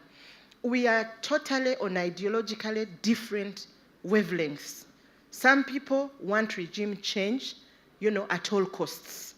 Others can say, yeah, we can dialogue. So if we are that different, we need to first talk to each other before we can say that. I agree we don't have the resources. We don't even have enough candidates, even if we came together, probably to field across the country. But still, all the same, when somebody categorizes a colleague as a voucher, as a what, you know, you cannot start even a dialogue if somebody is looking at you that way. Christine, thank you. I will stop you there. Please, Christine, just please, just thank you. Thank you very much for your feedback. Our conflict resolution methods also need work. Okay, thank you. Thank you, Christine. Centenary, just help me take 1 minute. Ruth is telling me to shut down. Well, I'll say in 2016, if we had not participated in the election, as Kasese would not have brought all the 6 members of parliament. So it is very crucial that we participate, regardless of how tough the terrain is. On splitting up political parties, it is very unfortunate, but I think it is as a result of the egos of the powerful individuals that think they must be the one leading from the front, so they end up creating other political parties because they should be the ones leading. I think that's, we must be honest with ourselves. And also, secondly, the way our law is crafted, right now, there are benefits that accrue as a result of forming a political party. In fact, even the most recently passed law of the Political Parties and Organizations Act. First of all, you'll get funding based on your numerical strength in parliament, but there's also another fund that will come to all political parties, I think pro rata, regardless of whether you have representation or not. That is going to cause us even a bigger problem. So you should wait for more political parties coming up. I'm being honest. Okay. And I think this is a very big problem to our country. Thank you. A round of applause to my panelists, ladies and gentlemen. Thank you very much, all of you. Please let me release you. It's been my honor hosting this panel. Thank you so much for listening to me. I want to invite Ruth. You're welcome. Clap for me. Thank you, Solomon, and your panel. I think it was very good. Ladies and gentlemen, we have come to the end of our one-day-long session. I want to really appreciate all the panelists and the moderators. I think we've had a great job. They've done a great job. We've had a very good and fruitful deliberation. And I think we had, for those that feel wronged, we are sorry, but unfortunately, these are discussions that we have to discuss, ask the tough questions, and raise the concerns of the people. The voices that we had today are voices of the people. It's a reflection of our society, and we really can't run away from it. Ladies and gentlemen, when you talk about elections, it's a process. And like I said, it's very emotional. It is very, sometimes you get angry, security. Don't take it the wrong way, but Ugandans are hurting. There are things that have not yet been resolved. There are underlying simmering pains. There are issues that we have to address as Uganda. There are social, economic issues that have to be addressed. There are political issues that have to be addressed. Even when you look at the panelists as politicians, you realize that they have their issues. So this is a journey, democracy is a journey, it's a process. As we navigate this tough process of democracy and good governance, it's very important that we address these issues as we go forward. One of the questions that was asked for Uganda Human Rights Commission was civic education. And every 5 years we ask about this. There is a policy, a government policy on civic education. Right now we are trying to push, we've done the RIA, the Regulatory Impact Assessment. Unfortunately, it hasn't yet been approved by Cabinet, but we have also put in a lot of, we're also looking for funding because civic education comes at a price. The other unfortunate bit is sometimes our sister institution, Electoral Commission, is really relatively well funded in regard to voter education, and unfortunately civic education does not get as adequate funding as it should.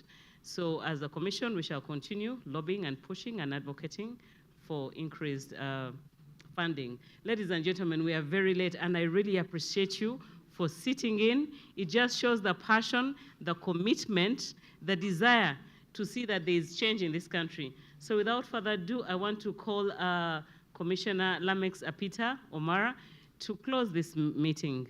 But on my behalf and the Directorate of M&I, who have been behind the kitchen, I want to thank you. Commissioner, you're welcome.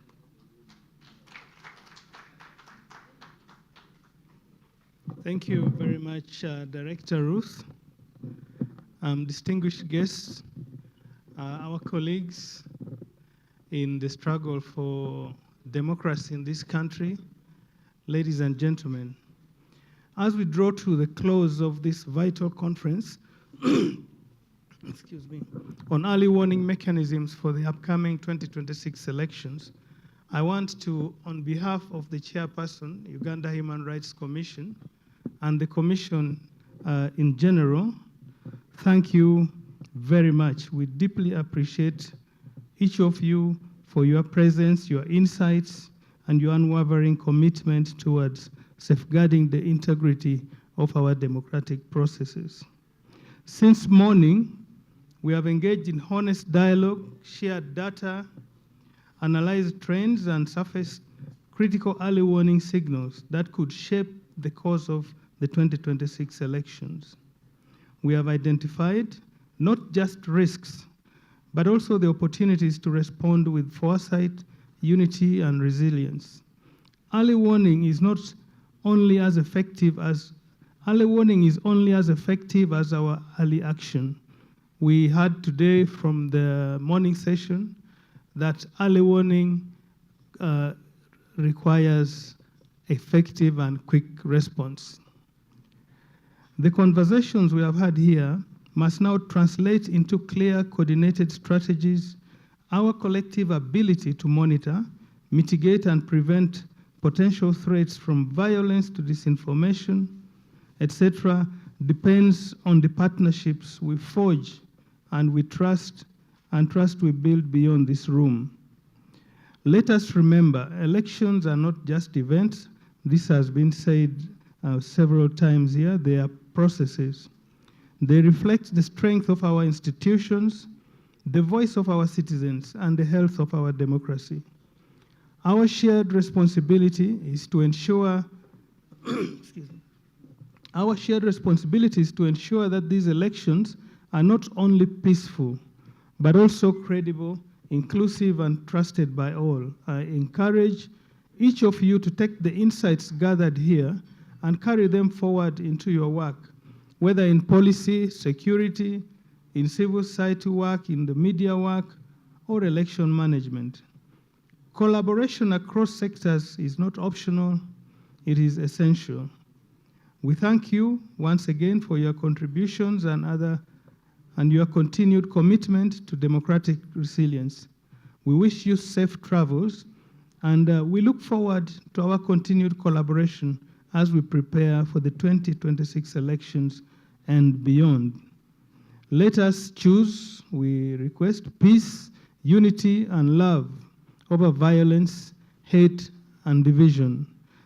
The Uganda Human Rights Commission shall organize other similar dialogues like this of today, and definitely we shall all be invited again when we organize these dialogues. We shall eventually come up with a report of this dialogue and share with you members at the earliest possible time. I thank you, and I wish you all the best in your work in the different spaces in which you operate. Thank you very much.